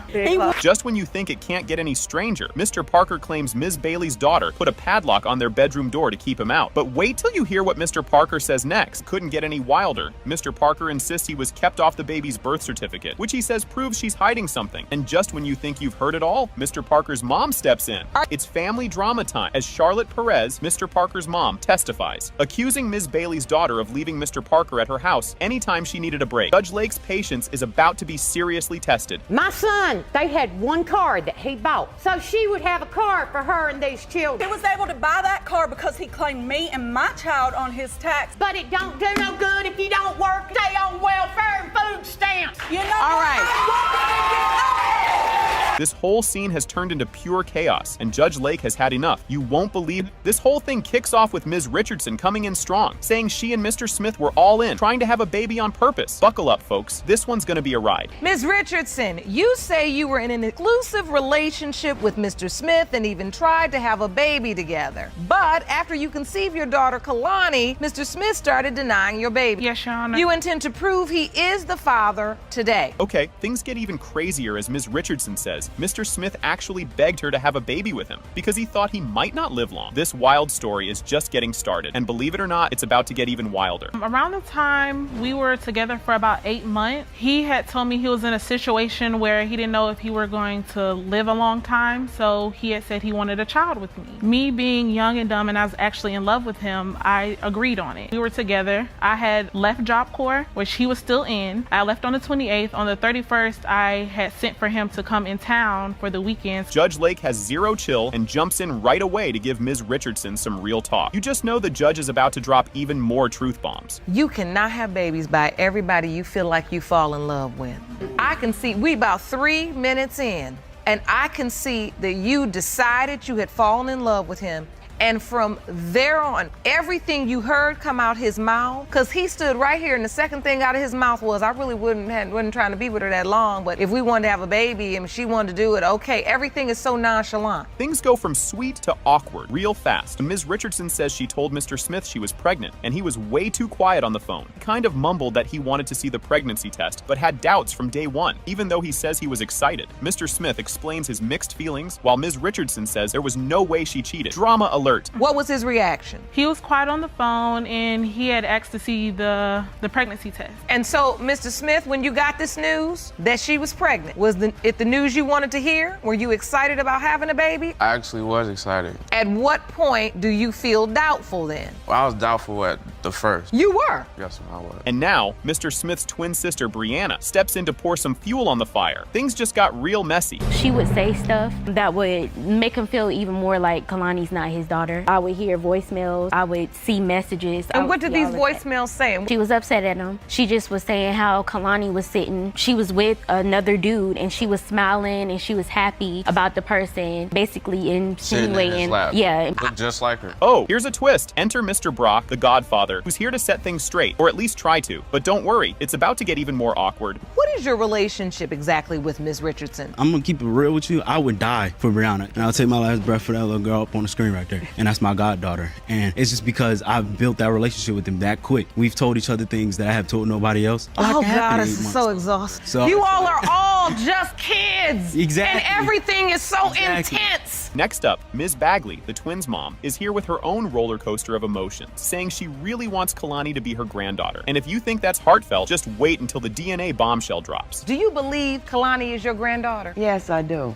They always did have problems, but I stayed neutral, you know, because I didn't want to get in between not seeing her because I'm on my son's side, but he was holding the baby and kissing on her. I'm like, I don't even know this guy. Do my son know this guy? If you're a godfather, why we don't know you? Judge Lake calls for everyone to focus on Kalani, saying, all right, enough of this drama, let's get real. The room is silent as they prepare for the DNA results, and you can feel the tension. You all have all been through a lot, and because of that, you all are taking actions, like I said, that really don't support Kalani. And in this moment, let's all just refocus as we go forward to these results. Finally, the moment of truth. It has been determined by this court. The biological father is Mr. Smith. Get ready, because this one starts off strong. Mr. Hunter opens the case with a big claim. He doesn't think he's the dad of Ms. Holden's son, Josiah. But Ms. Holden, she says she's 100% sure he's the dad. The stage is set for a wild back and forth. Mr. Hunter, you opened your case in paternity court because you say there is no way you fathered the defendant's son. She's only saying you did because of the financial security you provide for her. Ms. Holden, you admit you were confused about your son's biological father because you were given incorrect medical information, but you are 100% certain Mr. Hunter is the father. Brace yourselves, folks, because this guy's doing dad duties even with big doubts. Mr. Hunter explains he's been buying everything from diapers to baby clothes for Josiah. Things are getting complicated real quick, and this is only the beginning. Because I take care of him financially, I do everything. Buy him diapers, milk, I buy clothes. Everything a father has to do to take care of a child, I do it. So you're pretty much stepped up as a father. Yes, ma'am. You have, but you have doubt. But Miss Holden, has he got gotten emotionally attached to Josiah as well. Yes, Your Honor. So pretty much has accepted this child as his own? Yes. This story of how they got together has some interesting twists. Judge Lake thinks it's sweet, but we all know there's more to this romance than just cake and good deeds. Well, we lived on the same street. I met him when I was 15. We both was in a relationship. Then we both became single. I invited him over to and he offered to pay for the booth at the party and offered to buy the cake. Did you have any benefits in the back of your mind that you were looking to get later? No, ma'am. You didn't. Just a nice guy. Pleasant and refreshing, right, Jerome? Hold up, they can't even agree on what happened the first night. Ms. Holden says they got cozy on her birthday, but Mr. Hunter says, nope, that didn't happen. If they can't even agree on this, it's gonna be a long, bumpy ride. So at what point did you all turn this platonic friendship into a sexual relationship? Did you what about dating? How did this happen? The night of the party, we both was intoxicated. Oh. I invited him over, yeah, but one thing led to another. That night we didn't sleep. Yes, we did, Your Honor. So on the birthday night, you said you did have sex, and Mr. Hunter, you say you did not. Yeah, we did that night. Things are getting messy, folks. They argue about using protection. Hunter says yes, Ms. Holden says no. And wait until you hear about how she dropped the pregnancy news on him. So were you having sex with protection? No. Here we go. You all haven't agreed on one thing yet. Who said yes? She said no. I said yes, we were using protection. No, we wasn't. That's what we call reasonable doubt in a criminal court. So now listen, you're having sex. One says you're using protection, one says you're not. Are you having sex with anybody else? When Ms. Holden tells Mr. Hunter she's pregnant, it's pure drama. Just when he thought things couldn't get worse, she tells him there might be another dad possibility. Get ready for a bombshell about the birth certificate. So when you find out you're pregnant, you got one friend that you dating that Mr. Hunter is aware of, and now you've also made this friend, Mr. Hunter, into a sexual partner. When you get pregnant, who do you tell? Mr. Hunter. What happened? I called him over, and he came over, and I was so sleepy, and he was like, you must be pregnant, because I'm sick. This is a real wait, what moment? Ms. Holden admits she put another guy's name on Josiah's birth certificate, even though Mr. Hunter has been the one paying for everything. And yep, we're about to dive into due date confusion. Did you put Mr. Hunter's name on the birth certificate, Ms. Holden? No, Your Honor. Did anybody bring a copy of that birth certificate? I have evidence. I'd like to see that. This is Josiah's birth certificate? Yes, Your Honor. Mr. Hunter, is that your last name under? No, ma'am. Whose last name is that, Miss Holden? The other guy. The other guy.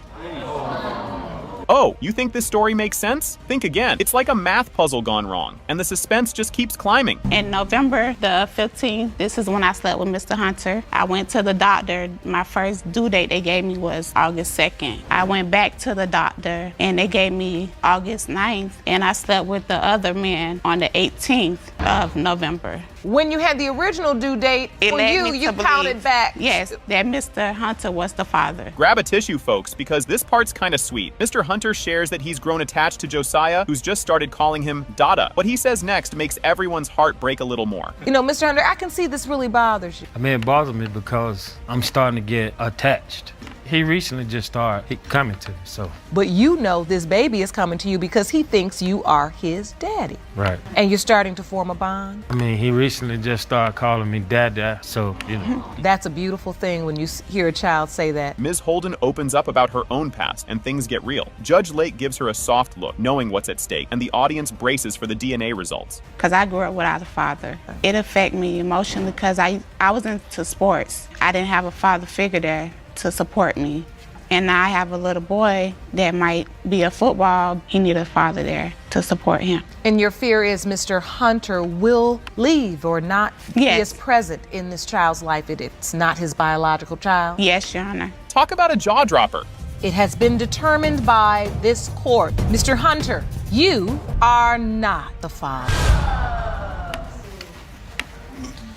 Yes. Oh boy, you're not gonna believe what you're about to see here. She's hoping to save their family by proving he's the dad, while Mr. Cottle says if he isn't, he wants his name off the birth certificate ASAP. And trust me, this is just the warm-up. Mr. Cottle, you say you're not a doctor, but when a woman is having sex with more than one man at the same time, the odds are against you. And once the results reveal you aren't the father, you want your name off the birth certificate. Just when you think it can't get crazier, Ms. Wolf talks about her ex, Lucas, cheating on her with her friend. friend, so she took it as her sign to get back at him. Trust me, things are only heating up. We met on a dating site, and I moved in with him about a week after meeting him. 2 weeks in a relationship, I invited my friend to come hang out with me. While I was sleeping, I woke up and I went to the bedroom door. The door was locked, so I kept pounding on the door for them to open it, and I saw my friend's underwear on the floor. So right then and there, I knew that they had sex, and then I asked them, was like, yeah, we did have sex, I'm sorry. Just when you think there can't be more people involved, here comes Mr. Chittum, Ms. Wolf's ex-boyfriend, who's ready to tell his side of this tangled story. If you think it's a lot now, wait till you see what's next. You were in a relationship with Miss Wolf first. That is correct, Your Honor. And you started a sexual relationship? Yes, Your Honor. And then she said she invited her friend to come, and you and the friend slept together. That is correct. So now how do you find out that Miss Wolf was then intimate with your friend, Mr. Cottle? One of my friends texted me. What did she say? She was pretty much denying it all. The judge pulls out some Facebook photos that make the whole thing even wilder. And yep, things just keep getting weirder from here. Is the court uncovered a couple of Facebook photos. Now this is you, Ms. Wolf, kissing Mr. Chittum. Yes. And on the bottom of that screen, which you can't see, you were a Dallas Cowboy fan. Yes, Your Honor. Then we uncovered this photo. This is you and Mr. Cottle in pretty much the exact same pose, but a different team, because this one says Seattle Seahawks. All right, so here's where things get real. Ms. Wolf tries to deny it, but the polygraph says otherwise, making Mr. Cottle wonder what else he might be missing. Just wait though, there's more to come. Mr. Chittum, you met with a certified polygraph expert, and you were asked the following question. Did you have sexual intercourse with Ms. Wolf during her pregnancy with Zane? You said yes. The lie detector determined you were being truthful. Yes, that is truthful. Only up till I was pregnant, and you knew that. Things take a cringe-worthy turn when Judge Lake reads some pretty spicy messages Ms. Wolf sent Mr. Chittum. Spoiler alert, it's about to get even messier. So this message was from approximately 3 weeks ago. Are you joking me? He does nothing for you? God, he got me so angry. Come blank me. It doesn't say talk, but it says come blank me. He answers why, and you answer I need blank. This next part has everyone in the courtroom's jaws dropping. Trust me, this story is one for the books, and there's still more to go. So, Miss Wolf, why are you so convinced Mr. Chittum is not Zane's biological father? I have evidence. Oh, you haven't. This conception calculator indicates you were ovulating between the 22nd and the 27th? Yes, Your Honor. And you tracked this. I mean, it is I possible tracked it for and a woman. I planned it, yes. Oh, you tracked it and you planned it? Yes, because at the time I loved Lucas, and I knew he couldn't have kids, and I wanted us to have a family. It's time for the DNA reveal, and no one's breathing in this courtroom. Judge Lake opens the envelope, and guess what? It has been determined by this court. The biological father is Mr. Cottle. You are the biological father. Oh, buckle up, because this case is wild from the start. He's here asking for a paternity test to figure things out, but hold on to your popcorn. It's about to get even juicier. Mr. Threlkeld, you state that while you were out of the country serving in the military, your wife paraded around town with other men, and she has admitted to cheating multiple times. You claim you are not sure if you are the father of her third child, 18-month-old Liliana, and have asked the court for a paternity test. This story is so crazy it sounds made up, but here we go. While he was in Afghanistan, Mr. Threlkeld got a super random tip that his wife was stripping. And trust me, the courtroom isn't ready for what Mrs. Threlkeld has to say next. Actually, ma'am, I was overseas in Afghanistan. A soldier of mine came up to me and tapped me on the boot, said, hey, I need to go outside. We need to talk right now. Me and him got into some words, so I thought we were going to, settle it. Well, it turns out his wife and my wife were friends, and she had found out that she was actually stripping as we spoke. At the time, the internet lounge got on Facebook and asked her, hey, is it true you're doing what I told you I didn't want you doing at all? Wait till you hear this. She says she wasn't doing anything wrong and only started exotic dancing because her husband wasn't bringing in enough cash. Her reasons don't really make it better, and you just know things are about to get even messier. First of all, we were done. He hacked my Facebook. He invaded my privacy. He looked into my stuff, into my messages. So that's how we found out. What did he find? There were messages, but... Actually, ma'am, see, she's gonna, that's already a lie. I got on there, and on the inbox, I see, oh, baby, I can't wait to see you later on tonight. I had a great time with you. I spent together. It's been amazing. These are the messages yes, ma'am. Seeing. And here's the part where they totally disagree on whether they were done or not. Just wait, because what he says next is about to make everything way more complicated. You thought your marriage was over. Stuff as it may be. Yes. Because you all had an argument about you stripping and you hung up. We hung up and we said it was done because I wanted to do what I wanted to do. You wanted to do what you wanted to do. Exactly. And why is it that you wanted to strip? Because we got married too young. Well, I needed to She wanted to be a hooker in training, will so you she'd just start let stripping? me talk? Well, no. Just when you think it can't get sadder, we find out about Mr. Threlkeld's heartbreaking return. His frustration only grows, and things are far from over as they head to the next explosive moment. When I actually went out, the day I was supposed to come back home from overseas, we were told before we even got on the plane that the news was going to be there. I get there and not my father, my mother, my wife, so like I said, we'll quote that, weren't even there. You know, they call everybody's names up, everybody's clapping and cheering, they come to my name and it's just dead quiet. No one was there. So as everybody's getting ready to go home, I'm sitting there with my bags. I didn't even have a phone yet, so I couldn't even call her. I'm sitting there under a street light, army bag on one side and a suitcase on the other. Now this part is straight out of a soap opera. He decides to call up the guy his wife's been chatting with, but it's not exactly the convincing response he was hoping for, and things just keep heating up with the next argument. Because I saw the guy, she hadn't fully admitted that she's been seeing this guy, so I snatched the phone from her and I started going through it. There was a number that she'd called like 13 times. So I called him right back, and he answers the phone, hey, you know, I said, who is this? Are you the one that's... And now her defense, she starts laughing, saying, I knew he was just going to say that. He's just saying that to make you mad. And it was ridiculous. I mean, that was just the only defense. So when he calls the guy on the phone, you deny. In a what was he thinking kind of moment, Mr. Threlkeld reveals he thought a baby might actually fix things. His plan didn't go exactly as he thought, and now things are about to get even more awkward. When I got back home, within those first week or two, we had sex like 4 or 5 times a day. So you had it in your mind that if I get my wife pregnant, she'll stop stripping. Roger, because that's going to definitely what she be tells me, kind of like she just said, kind of like how she just said, I'm going to strip and I'm going to do whatever I want because that's what I'm going to do. I said, oh, really? Okay, I'll give you a 9-month break on me. I mean, so. Here's where the drama gets cranked up. He wanted her to take a lie detector test to settle his doubts once and for all. The shocking stuff just keeps coming as we finally get closer to finding out the truth about Liliana. Mr. Threlkeld, you asked your wife to take a lie detector test at some point. Before she came back, I said, look, you know, obviously the path we're going down right now isn't a good one. My insecurities, I'd like you to take a lie detector test. And she kept saying, oh, yeah, it's fine, I'll do it, you know, no big deal. She starts, you know, getting nervous. I could start telling from body language and, you know, tone of her voice, she was getting nervous. We don't need a lie detector test, we just need communication. This is where it gets brutal. Mrs. Threlkeld admits there's only a 50-50 chance that Liliana is her husband's daughter. It's a super tense moment for everyone in the room, and just when you think you can't take any more, it's finally time for the big reveal. Do you think, honestly, that he is the father of Liliana? It could be 50-50 chance, honestly. Anybody got a quarter? Do you understand that for a man, for any person, that would be really hard to accept? There is a part of me that listens to you both talk and sees that one, if not both of you, maybe still wants to make this work. And here's the moment everyone's been waiting for. Pertaining to 1-year-old Liliana, Mr. Threlkeld, you are Liliana's father. So you all are living in the house together? Yes, Your Honor. Are you sleeping with both of them while you live in the house with both of them, Ms. Hilburn? Yes, I was. I'm not trying to give anyone tips, but how did you pull that off? He would go to work. As soon as he left, me and the other guy would have sex. Wow. Well, I came out the car. I seen somebody jump out the window, and I'm knocking on the door for like 30 minutes. And so wait, were you there when the guy jumped out the window? I'm looking at him run through the field.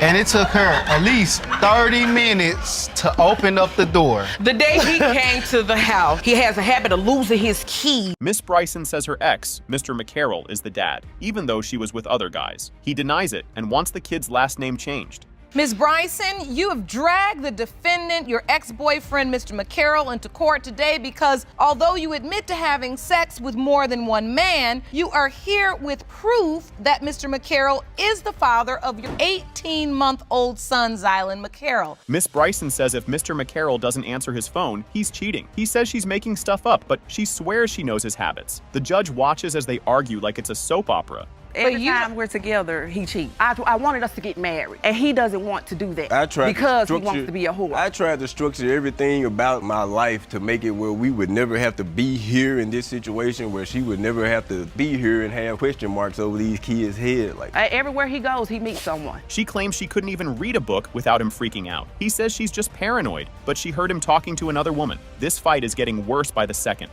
I can't talk to my mother on the phone. I can't read a book without getting put out, cursed out. I was supposed to bring his lunch in for him. I called him, he didn't answer. And I know him. Anytime he don't answer the phone, it's a woman involved. And sure enough, it was. His friend, his best friend still to this day, they cheat together. They do everything together, okay? You can't even read a book. Yes, no, ma'am. She was dating someone else when she got pregnant, but Mr. McCarroll wouldn't leave her alone. She says she still loved him and believes he's the dad, but timelines don't lie, and things are about to get weird.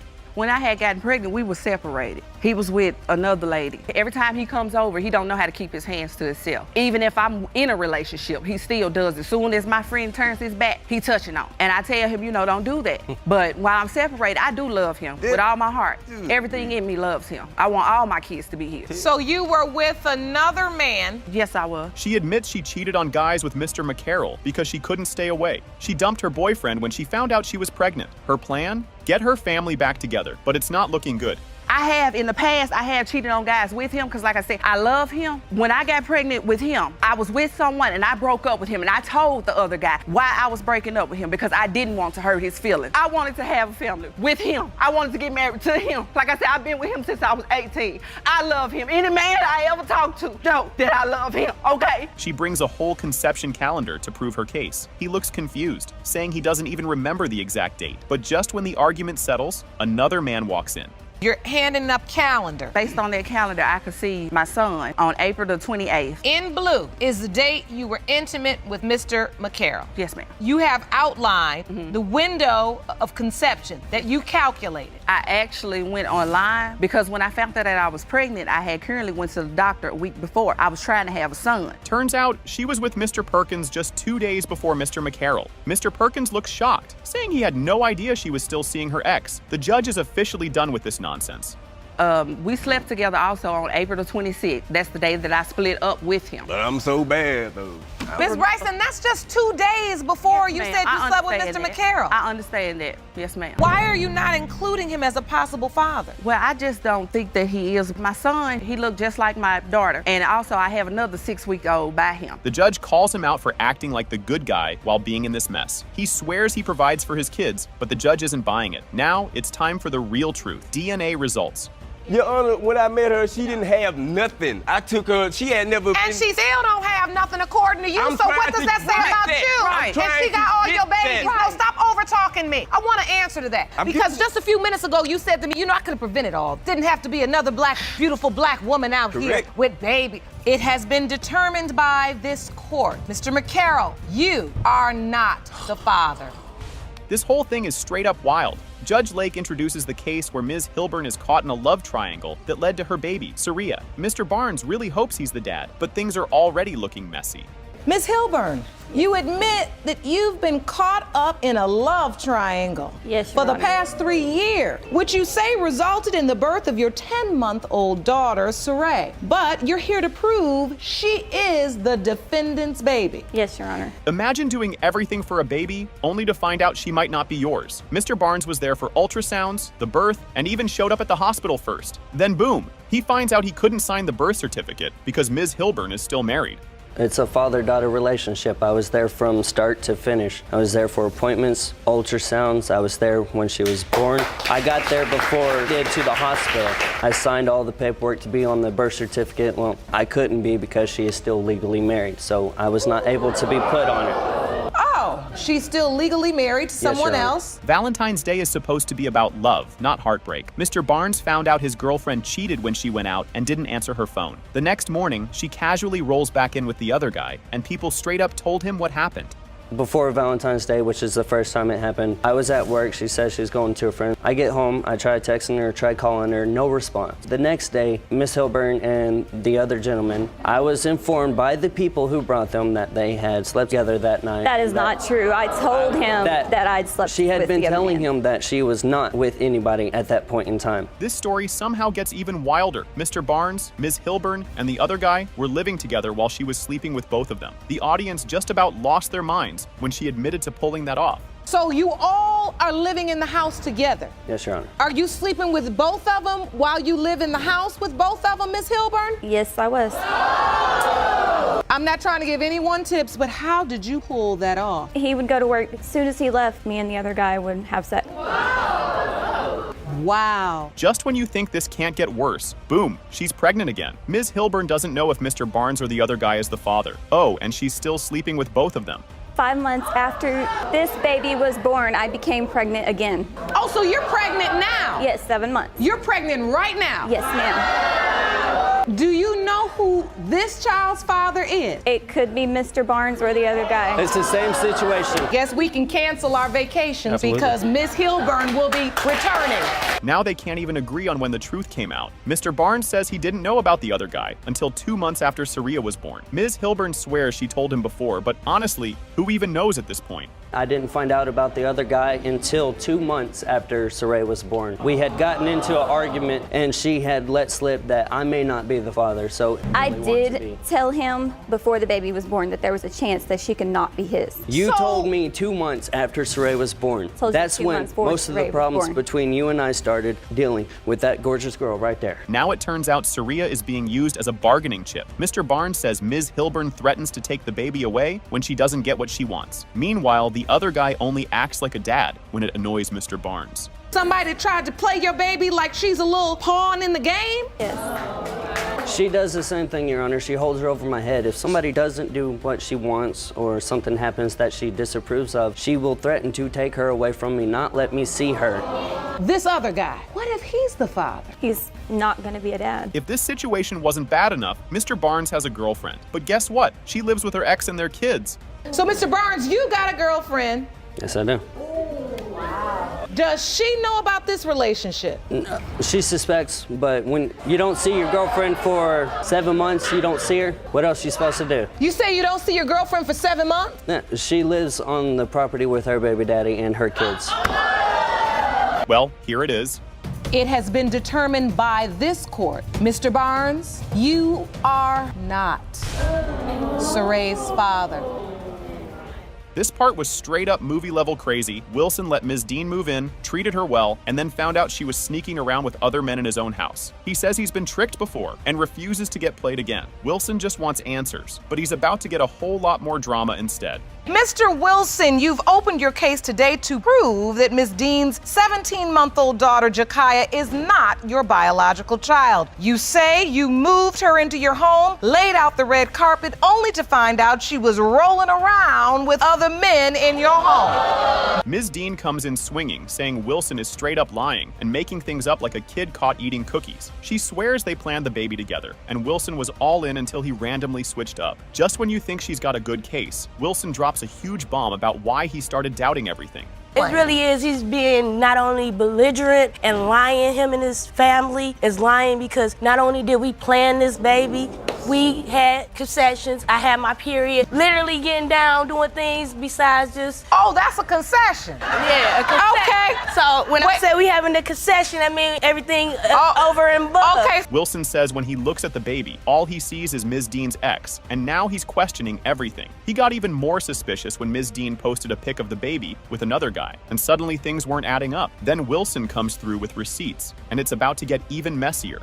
I see the baby, but I don't see me in the baby. I see the ex in the baby. She posted a Facebook picture of the baby with him, and it looks like the baby, not mine. Who is with him? So you actually say, I wanted to have this baby together. Yes. Where did everything go wrong? Her if you story planned not it, consistent, the word she used. Yeah. Okay. It was not consistent as her storytelling. Why as was the it? truth kept coming about, the lies kept adding up to it. Wilson says Ms. Dean was always whispering in another room like she was planning a secret mission. Then he finds out her ex was over all the time, chilling on her couch like he paid rent. Ms. Dean denies everything, but Wilson isn't letting this go anytime soon.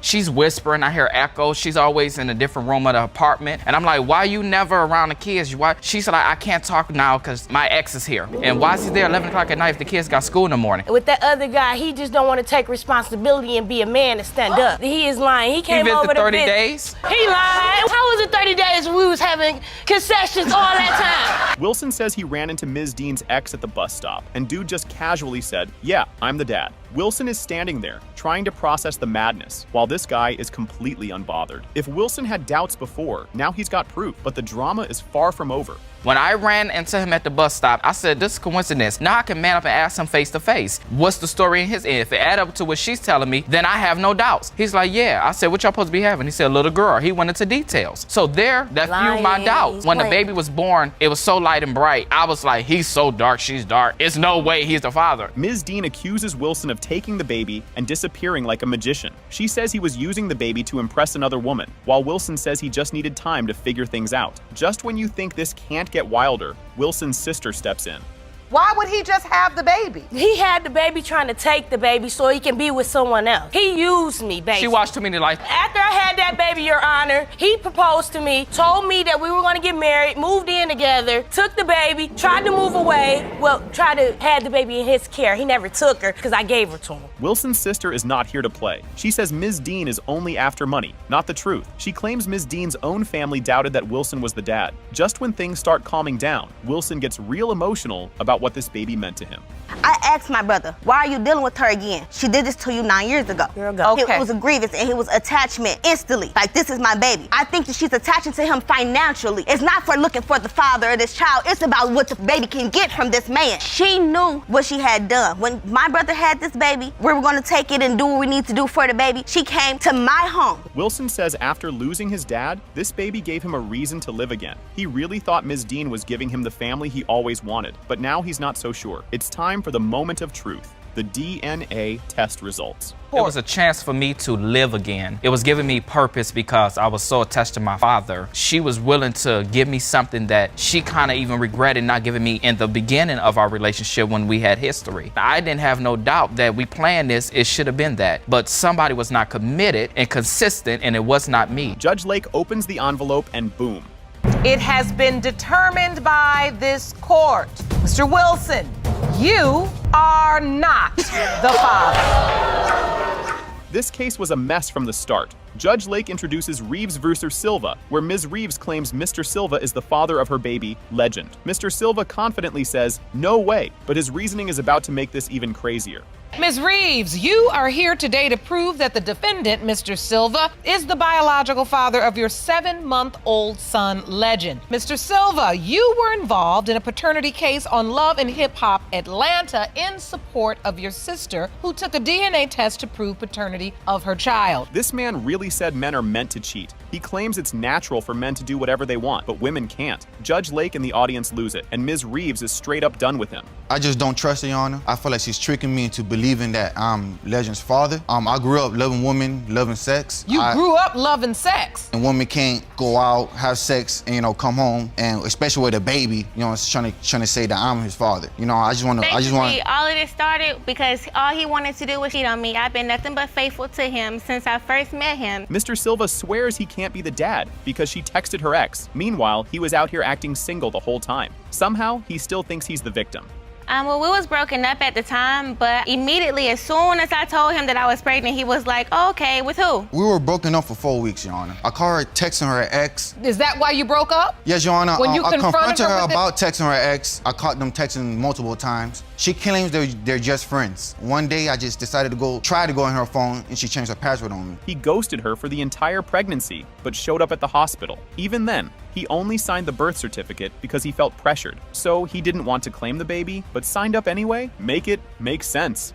As soon as she told me, I told her who was the father. So I did not believe I was the father, and I was not with her during her pregnancy. I was only there to be supportive during the birth. Throughout the whole time, I'm telling her I want a DNA test. In the hospital, none but her family was there. I was by myself. I came in. As soon as the Legend was born, the doctor came in the room, straight to me and gave me the paper. I didn't want to make her look bad, so So you signed the birth certificate? Yes. Ms. Reeves pulls out receipts from a woman saying Mr. Silva told her she didn't know who the father was. He admits he lied just to be grimy. So now he's both messy and reckless. Like, well, I have proof right here. A girl, she messaged me basically saying that, they was talking. He was her boyfriend as well. He didn't know me. I'm just. So you got a message out of the blue from another woman. And it says, he told me you were his ex and that you were pregnant, but and didn't know who the dad was. Yes, ma'am. He says if the baby isn't his, both Reeves and Legend can kick rocks. Ms. Reeves is emotional, saying she doesn't want her son growing up feeling unwanted. Meanwhile, Mr. Silva is praying the baby doesn't look like her ex. I just feel a little hurt, you know what I mean? Because, like, we have a beautiful baby together. And I don't want him to grow up feeling like, oh, my daddy didn't even think that I was his. I don't want him to feel like, you know, we were just being irresponsible. I want him to love me the way that I love my parents. I want him to grow up the same way that I grew up with both of his parents in his life. You know what I mean? Mr. Silva, you are the father. This case is already a circus, and the show just started. Ms. Hicks wants to prove that Mr. Smith is the dad, but he says his body doesn't even make babies. Then he calls her own sister as a witness to back him up, because why not make this even messier? Ms. Hicks, you say the sins of your past have brought you into court today to save your relationship. You are petitioning the court for a DNA test to prove that the defendant is the father of your 3-month-old daughter, Honesty. If loyalty was a test, Ms. Hicks' sister just flunked. She straight up tells the court her sister cheats all the time, and Mr. Smith is not the only possible dad. Ms. Hicks fires back with sarcasm, but Mr. Smith clings to his "I can't have kids" excuse like it's his last lifeline. She's telling false lies, okay? I know for a fact that he was not the only one she was you're there in the same bed with me when I'm sleeping with these people. I get. They was staying with me for some time, okay? From what I know, my sister's a cheater. She been like that her whole life, okay? You hear the allegations that have been stated thus far. This is what leads you to believe you are not the biological father of Honesty? Yes, Your Honor. Now things get weird. Mr. Smith says a weightlifting injury made him baby-proof. Ms. Hicks is like, well, explain this fully existing baby right here. He still insists he physically can't be the father, even though the baby is literally in front of him. I used to work out a lot, and one time strained myself too hard, and I had to go to the hospital, and the doctor told me that I couldn't have kids, that my testicles had dropped by that time. Male hypogonadism is a condition in which the body doesn't produce enough testosterone or has an impaired ability to produce sperm or both. Mr. Smith pulled out the ultimate receipt, text messages from another guy. The messages were all, "Hey, when can I get some?" And she allegedly said, "Come over when he's gone." Ms. Hicks says she doesn't even remember the texts, which is super convenient. I went through her phone and found text messages, and it said when I can get that kitty cat. Oh. The other guy said, "I miss that kitty cat." You know he leaves, so you can come over anytime. Yes, Your Honor. You saw this message and you feel like she was definitely sleeping around. Did something similar to this come through your phone? I don't even remember that text message, Your Honor. This case turns into an action movie when Mr. Smith says a dude jumped out of a window. He swears he saw someone bolt across a field while Ms. Hicks took 30 minutes to open the door. She claps back saying, "Sir, we live on the 2nd floor."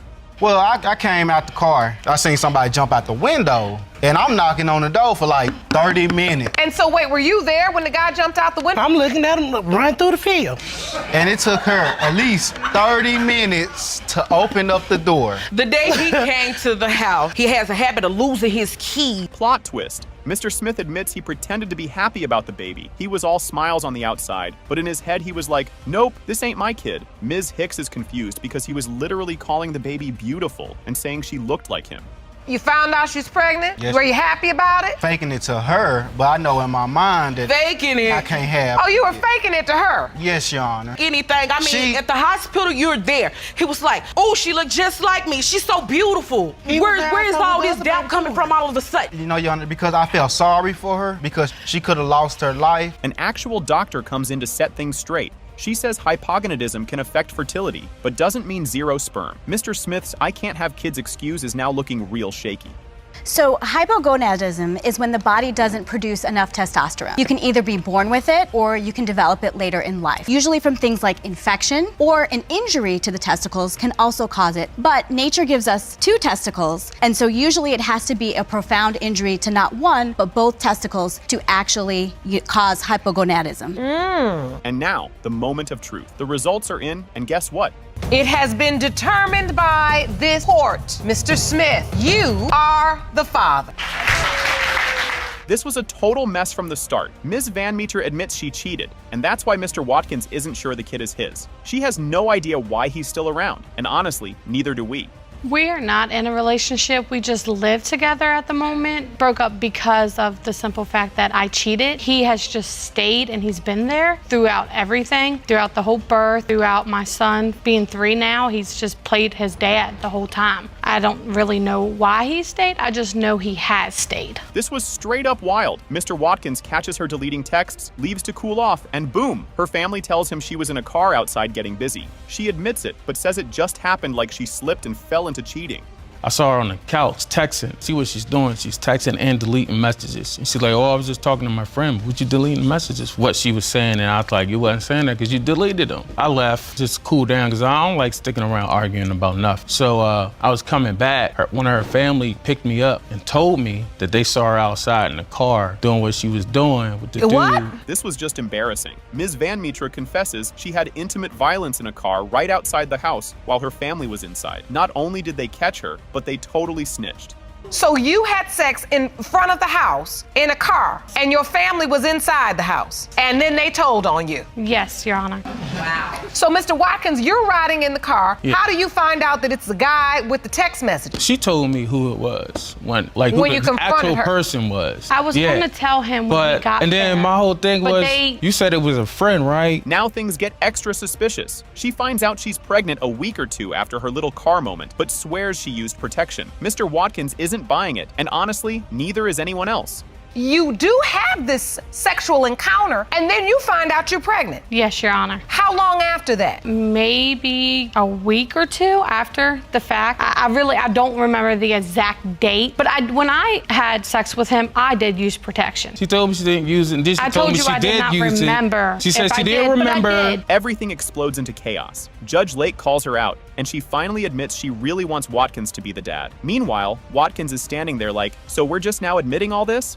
That ain't because I had a scare about my cancer and I had a biopsy done. At the end of the day, if something happens to me, I want my son to know who his dad is, because I want him to be there for that person and to know that he loves them and all that. Who's listed as father? Nobody. I'm the only one on there. But he has Mr. Watkins' last name. He named him. Here it is, the big moment. It has been determined by this court. Mr. Watkins, you are the father. All right.